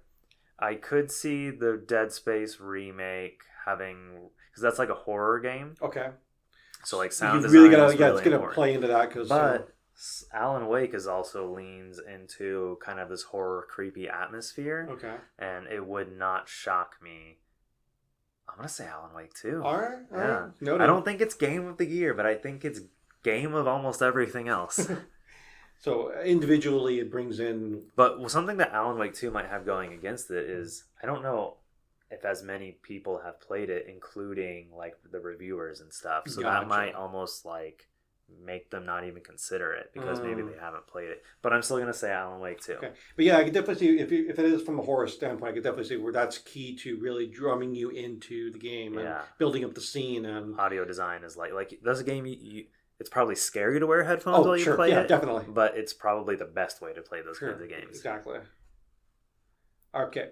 Best performances. So awarded to an individual or voiceover acting, motion, and or performance capture. Okay, so these are like the actors who provide voices, and like some of them do motion capture as well. Right. All right, this one is kind of a weird... Yeah. All right, read through these real quick. Okay, so first one we have is Ben Starr from Final Fantasy 16. Yeah, he was Clive, the main character. Cameron Monaghan. Yeah, he's Cal Kestis. Okay, from Star Wars. The Star Wars Jedi games. All right. Idris Elba from Cyberpunk 2077. Yeah, that's like the most lopsided. You're gonna have. Is Idris Elba gonna be there? Yeah, I know. That would be interesting. I mean, I've seen it in previous ones where they have been. Okay, we have Melanie Liburd from Alan Wake 2. Okay. Oh, she was the co-lead in that game. Right. Neil Newbon from Baldur's Gate 3. Okay. And Yuri Lowenthal, yeah, from Spider-Man. So I guess he's Parker. Okay, so he's a very household name right there. Yeah, he's one of probably the most prolific voice actors in video games, anime, and this is where that cycling kind of comes into play, right? I mean, he's great. Yeah, not just saying it takes a lot to be a voice actor. He's in a lot of stuff for sure. For them. Okay, I love Ben Starr as Clive, and I would love for him to get it, but go down to the bottom. Yeah. I think it's the guy from Baldur's Gate 3. Okay, and why that? His character, I haven't even played the game, but I know all about his character, and I know that people love him. Like, he's hilarious. They want to marry him. Really? People love this guy and his performance. Neil Newbon, I mean, is he has been around for a while? I don't know the name. I mean, maybe he has, but I don't know the name off the top of my head. But yeah, I'm going to say Neil. Lock it in. Okay, locking in. Locking in? Locking in. New words tonight. Okay. Innovation in accessibility. Accessibility.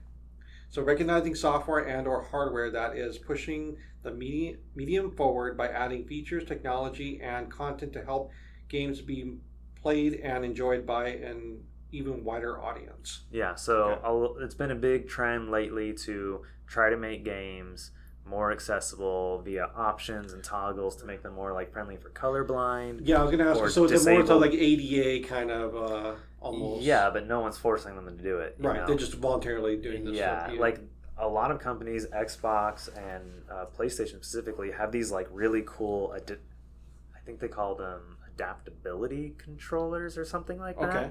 And they do not look like a normal controller. They look like these like boards that have all these like gears and like nozzles and like things that you can turn and like strange looking buttons you can press. Oh wow, okay. And the idea is that people with different disabilities will be able to utilize like some parts and pieces of these controllers to help them play. Like there's some people who will play like with their legs and feet, and you know, like it'll enable like button attachments so they can like press something with their foot. Yeah. No, I can appreciate that. I mean, that's really like it's innovative because you have to think kind of outside the box of appealing to your mass crowd, but then also to a group that may otherwise be excluded from, right. And you know, even some features like aim assist, right. Like, you know, someone has really bad fine motor control, so they can't play games where you're like shooting really precise like a things. Stigma or something where they can't so it's like now they have like something where it's like, hey, the reticle will kind of go towards like kind of lock on almost and kind of help you play the game, experience the story. You know, maybe it's not as challenging, but you know, they're already challenged. Right. So it doesn't need to, you know, let it so they can play the dang game. No, yeah, I can get behind like totally. It's a great thing. Yeah, bringing more people on board. So a very respected category here. So we have Diablo 4, right? And I guess. Some of these categories, I mean, I haven't used their accessibility features. Gotcha. Because I don't need them. Okay. So this one's going to be a tough one for me to vote on. I might have to pass. But go ahead and. So Forza Motorsport, Hi-Fi Rush, Spider-Man 2, Mortal Kombat 1, Street Fighter 6. Mortal Kombat 1 is not the first Mortal Kombat. Okay, I was like... it's the new Mortal Kombat game. I'm pretty sure they're calling it Mortal Kombat 1. I think I remember you and Rick talking about this dilemma last episode. It's not so much a dilemma, it's that they've chosen to sort of reset the timeline of Mortal Kombat. Gotcha. So they're calling it Mortal Kombat 1. Okay. Right. I think it's clever. Yeah. Rick doesn't like it. It's okay. It made me pause for a second to tell from I'm going to say it's Street Fighter 6. This is just coming off very rudimentary knowledge that there are like, instead of inputting crazy button combos, there are accessibility things in this game that allow you to like perform a really cool combo with the press of just one single button. Okay. In an effort to make them more accessible to newcomers and people with disability. Okay. All right. That's fair. But yeah, I could be way off. Someone might be doing something way more interesting. I just don't know. Well, you will have to report it back then, what they end up coming up with. So I'll see about that. Games for impact. For a thought-provoking game with a pro-social meaning or message. Okay. Interesting. Space for the Unbound. That's the first nominee. Okay. Chance of Sinar. Okay, haven't heard of that one. Goodbye Volcano High. Okay, I've heard of that one. Chia? Oh, it's like starts with a T, right? I've heard of it. Chia, okay. Haven't played it. All right. Nara Nil. Haven't heard of that one. And Bimba. I've heard of that one. Okay. Honestly, I have no idea. I'm gonna choose just based on the pictures alone, and I'm gonna choose the one that looks like a forest. I think it's at the bottom. Forest, okay. So Terra Nil. Terra Nil, that's my choice. I'm sure that's very like got this good message about taking care of the planet or something. Just for your view or for your listeners, I mean, basically, if you're not familiar with it, it's two deer on the front. It looks like a waterfall and a windmill, like an actual. And Terra means Earth. Earth, yeah. So and Nil means nothing. Yeah. So I don't know. I'm sure that's some like interesting, horrible like future thing. It looks really pretty there, but I'm sure it like. And now I'm like staring at it more, going like, "Hey, what am I missing in here? Where's the destruction or something?" Yeah, you know? Maybe it starts off beautiful but gets weird. That's all right. All right, so okay, moving on. Okay, so best ongoing. So this is like a game that's like still continuing to add new content years beyond its life cycle. I think. I don't know why it doesn't say best ongoing game. You would think, but yeah. Okay. Did you want me to read the? Sure. Okay, so it's awarded to a game for outstanding development of ongoing content that evolves the player experience over time. Okay. All right, so first nominee is Apex Legends. Okay. Cyberpunk 2077. Final Fantasy. Final Fantasy what? I put my foot in my mouth right now. What did you say? Final Fantasy 16? Nope. Oh, sorry, 14. Yes. Thank you. Sorry. All right. Wow. Okay. Yeah, Roman numerals are just not. Yeah, I'm having a moment with the Roman numerals. I don't know why. So. Oh, I'm so sorry. It's okay. Fortnite. Okay. And Genshin Impact. Genshin Impact. Yeah, It's a game I adore. Yeah, I've heard you talk a lot about that. And I believe wholeheartedly it deserves this award more than any other game on this list. I have a feeling I don't know, man. Fortnite. it will probably go to Fortnite, but Just to appease the. I think it's just more. I mean, not that Genshin Impact is huge and it's very mainstream, but it's still niche-ish. Okay. You know, whereas Fortnite is still more. It reaches a wider swath of people. Right. I don't know if it's like still really relevant for like critics and outlets. I see. I'm gonna say Genshin Impact. I'm probably gonna be wrong. It's probably gonna be Fortnite, but I think it should be Genshin Impact. Okay, noted. I mean, they add new content every 6 weeks to the game. Substantial amounts of new content, and like through that 6 week process, there's even like more content like sprinkled in. Okay, so it's like it's a true build on. Yeah, like it continues to expand. The story continues to grow. It's not just like a one-off expansion one time a year like Cyberpunk. Yeah. Oh yeah, for sure. Yeah, I would. Okay. Next category here, best community support. So recognizing a game for outstanding community support, transparency, and responsiveness, inclusive of social media activity and game update patches. Okay. All right. So Baldur's Gate 3 is nominated, Cyberpunk 2077, Destiny 2, Final Fantasy 14. Okay. No There's a difference. Sky. I know. I'll probably say No Man's Sky. Okay. No Man's Sky seemingly wins this award or a similar award almost every single year. It's a game that started off like 5 years ago now, maybe 6 years ago, in like really rough shape. It launched, so much was promised that was not there on day one built into the game. Okay. And the developers made so much money because they had convinced everybody that the game was going to be this crazy thing. And while it was still a good base game was there, there was just a lot missing that we were led to believe would be there. And instead of the developer just effing off with hundreds of millions of dollars, they stuck around. And they have provided free update after free update to make this game even beyond the dreams that they made us believe it would look like originally. So I think No Man's Sky deserves that and continues to deserve that. And it has like a big social media presence and everything as well. I mean, like they, when they say social media, they mean like they communicate with the fans and they're like, okay, like, hey, we hear you. We're gonna do stuff. More things are coming, like that kind of a thing. Not like cool screenshot. Dude. That I was thinking it was kind of like that kind of a word. I mean, they do have, no, it's more like how do they support their community? It's very similar to the previous award, Best Ongoing Game. It's like that's a way to support a game, but also community support does have sort of another, like an engagement angle to it, I guess. Gotcha. Okay. All right. So next category here is Best Independent Game. Okay, this is good. Okay. So I'll read it for the sake of reading it. For outstanding creative and technical achievement in a game made outside the traditional publisher system. Okay. Yeah. And we have Cocoon. Okay. Dave the Diver. Which is not an indie game. And the developers of Dave the Diver have even said, we have no idea why we're nominated for this. Really? We're not an indie studio. Bet you it wins.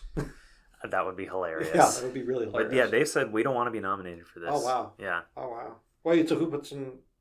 It's made by a small team in Korea that is part of a big game company. Gotcha. Okay. So it has an indie-ish feel to it, but it does not have the proper title. It has big money behind it. The capital I. Yeah. Indeed. Gotcha.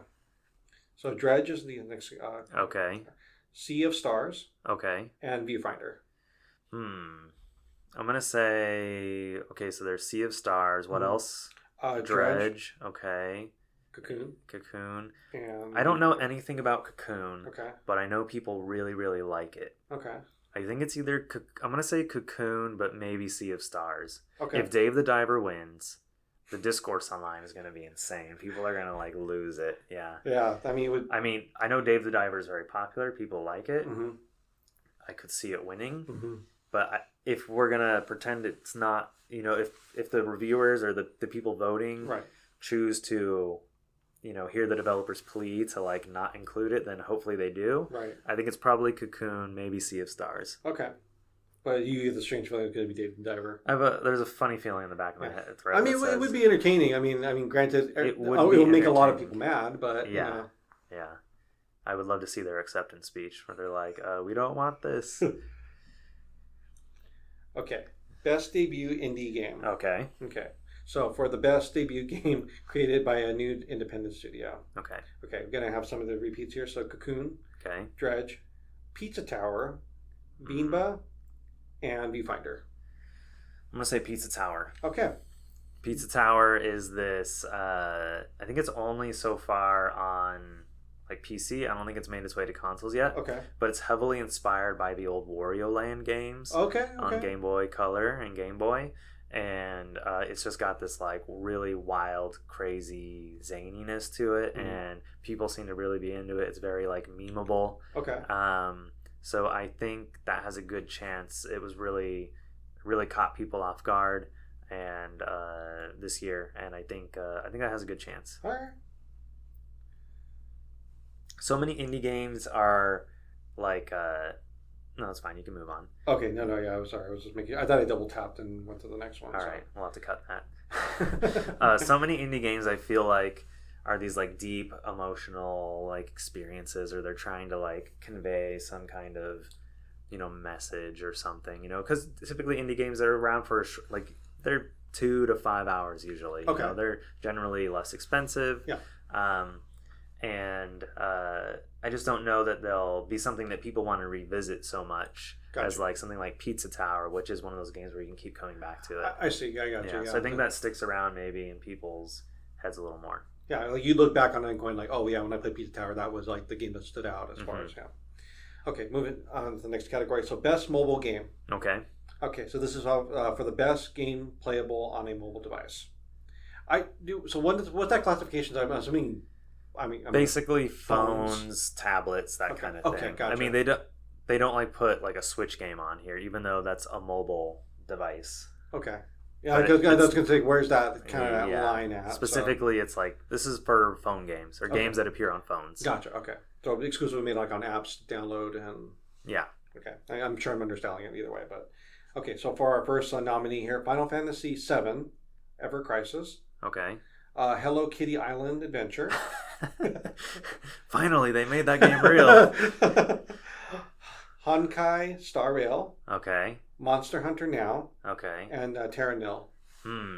So, I want to say Honkai Star Rail wins. Okay. That's a game that I play. It's the game that I've been trying to get Rick to play. Okay. That he did play briefly, and I'm not sure he's played since. But Rick. I think that's I think that could win unless the devs want to go for something a little, not the devs, the voters want to go for something a little more artsy fartsy. Okay. To put it that way. No, I totally get where you're coming from. Which I think maybe one of the other options could win. Like Hello Kitty. Probably not Hello Kitty. Probably not Monster Hunter Now. I don't think they have a chance. Maybe that Terra Nil or Final Fantasy. Probably not Final Fantasy. I don't think so. Yeah, maybe Terra Nil might upset it, but I'm gonna say Honkai Star Rail. Okay, all right.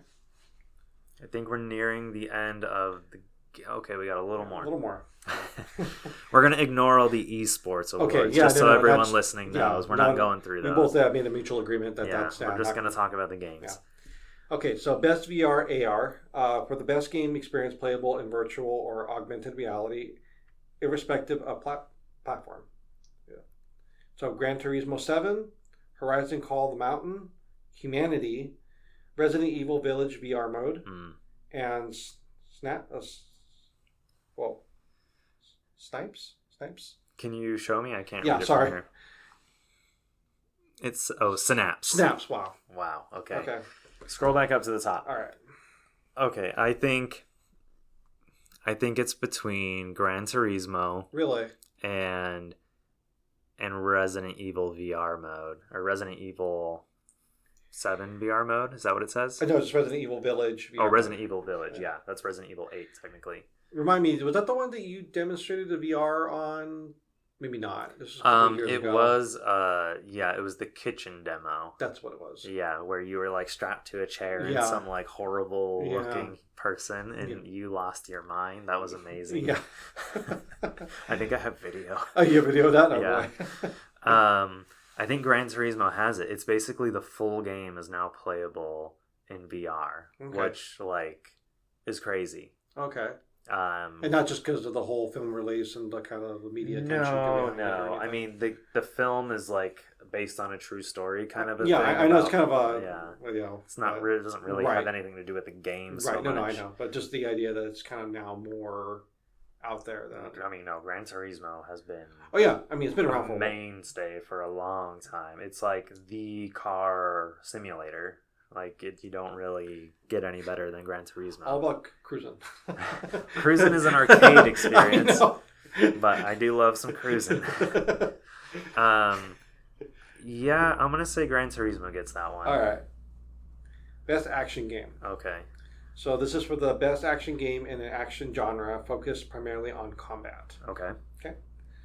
Armored Core 6, Fires of Rubicon. Wow, you read the Roman numerals Yeah, correctly. I don't know why that worked. Just the V in the I just kind of... I'm proud of you. Yeah. Dead Island 2, Ghost Runner 2, Hi-Fi Rush, and Remnant 2. Huh. That's tough. I'm going to say it's between Armored Core and Hi-Fi Rush. Okay. Gosh, Reasoning? If I had to pick one... they're both combat games, really heavy on the combat. Like the combat is the game, whereas like something like Cyberpunk or whatever, or not even on here, not Cyberpunk, Edge Runner 2, Ghost Runner 2. Yeah. I mean that's definitely a combat game too. I'm gonna say Armored Core gets it. Okay. Critics love the studio that makes that game, From Software. Okay. And I just think they have to get one award this year, and it's going to be this one. All right. Okay. Best action and / adventure. Okay. For the best action / adventure game, combining combat with transversal and puzzle solving. Traversal. Triversal. Triversal? Triversal, yeah. No, traversal. I know traversal. Okay. I misspoke. Are we sure? Yeah. All right.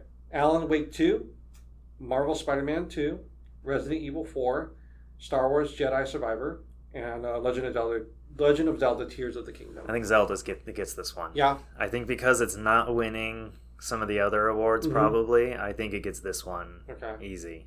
Makes sense. Yeah. And Alan Wake, I'm not really sure that... I feel like that's miscategorized. I feel like that is more of like almost like a horror game, but I guess not. But yeah, I say Zelda gets that one. Okay. Zelda it is. Okay. Best RPG. Baldur's Gate 3. I don't even need to see anything. Oh, wow. Else. Okay. Yeah. Wow, that was very quick. Yeah, it doesn't... Nothing else is going to hold a candle to it? No. I mean, Final Fantasy 16 gets close, but there is no game more RPG than a game based on Dungeons and Dragons. So dice rolls and everything. That is very very true. Like there are dice rolls like represented on screen in that game. Okay, all right. So you heard it here, folks. Yeah, Baldur's Gate has that locked. Okay. Best fighting. Okay, Street Fighter 6. Okay, that's also another easy one. I don't even need to see any. You can read the Mortal Kombat 1? No, you can read the nominees, but it's Street Fighter 6. So we have God of Rock, Mortal Kombat 1, Nickelodeon All-Star Brawl 2, Pocket Bravery, and Street Fighter 6. Yeah, it's Street Fighter 6. Okay, I guess it's kind of, it gives me right there. There's no way it's not. Yeah. Best Family. Okay. This is a fun category. This usually is a Nintendo game wins this one. Okay, so this is for the best game appropriate for family play, irrespective of genre or platform. Okay. So Disney's Illusion Island. Okay. Party Animals. Plural, sorry, make sure. Pikmin 4. Sonic Superstars and Super Mario Wonder. Super Mario Wonder has that locked so easy. Like it's going to be if I could see the votes, it would be like so incredibly lopsided. Okay, best sim / strategy. Okay, this is a good one. All right, so we have best game that focuses on real-time or turn-based simulation or strategy gameplay, irrespective of platform. Advance Wars 1+2 Reboot Camp. Cities Skylines 2, Company of Heroes 3, Fire Emblem Engage, and Pikmin 4. I would love to see Advance Wars win. Okay. Fire Emblem is also a great strategy game. Okay. I think people are really down on Fire Emblem because they didn't care for the story of this particular game. Okay. But I don't think they're just going to be. I don't think they're going to remove that from their consideration for the actual strategy combat of the game. But I think Pikmin 4, which I don't totally consider a strategy game. Yeah, it was really kind of strange with that one. But it does have sort of I do also see it. It does have like this thing where you're kind of selecting characters and you're telling them to go do things, which is like a real-time strategy game. Mm-hmm.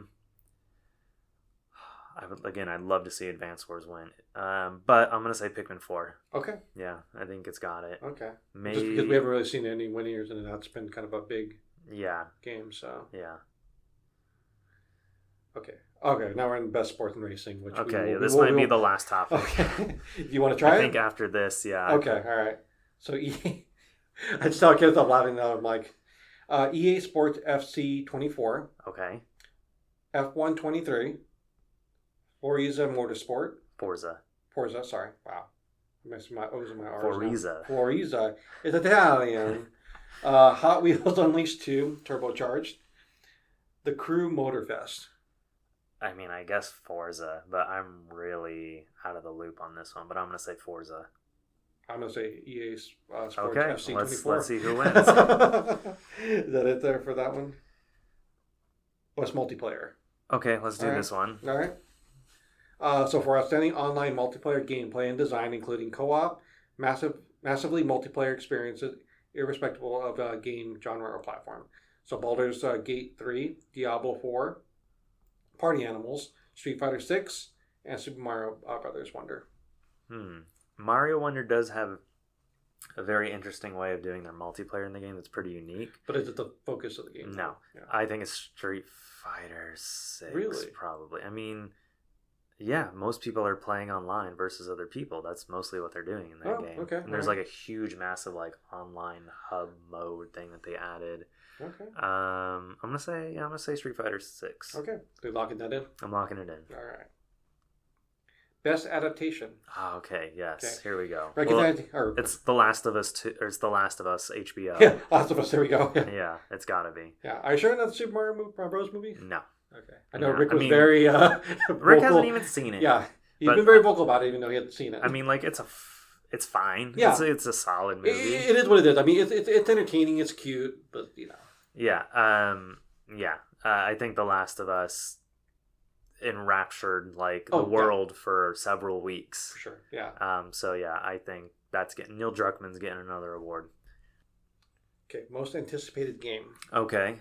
So recognizing an announced game that has demonstratability, illustrated potential. Whoa, yeah. Start over there. Okay. Recognizing an announced game that has demonstratability, illustrated potential to push the gaming medium forward. All right. So this is the most anticipated game award. Okay. It pretty much writes itself with the title there. Read me the... Okay, so, I already know what I'm picking, I'm pretty sure, but read me the titles. Okay, so Final Fantasy VII Rebirth. Okay. Hades 2. Hades. Ooh. Like a Dragon Infinite Wealth. Okay. Star Wars Outlaws. Okay. And Tekken 8. Tekken. Oh, boy.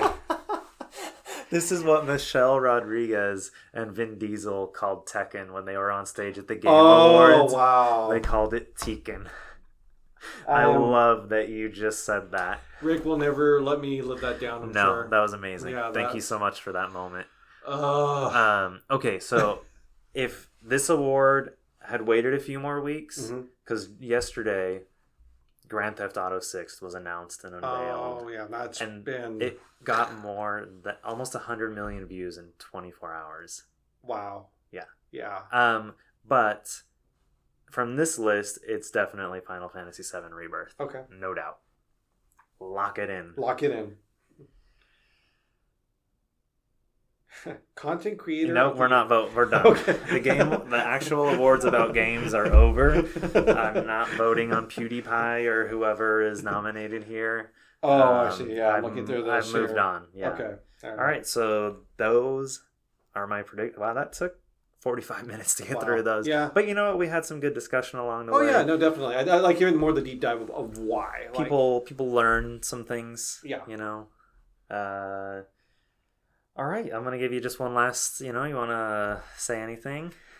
Just thank you for having me, and thank you for tolerating my mispronunciations and Roman numerals. Honestly, I think you bring a fun layer of disaster to the show. So I think you're fit to fill in from time to time. All right. Well, if your audience and you and Rick will have me, then great. But yeah, no. Yeah, I would love to hear one with just you and Rick one of these days when I'm out of town or something. I think that would be interesting. Yeah, awesome. I think we're on the same kind of capacity of certain things. So. I would love to listen to that. Yeah. No, but thank you for having me. It's been a lot of fun regardless. And yeah. I'm glad you were here. Thank you. And transmission.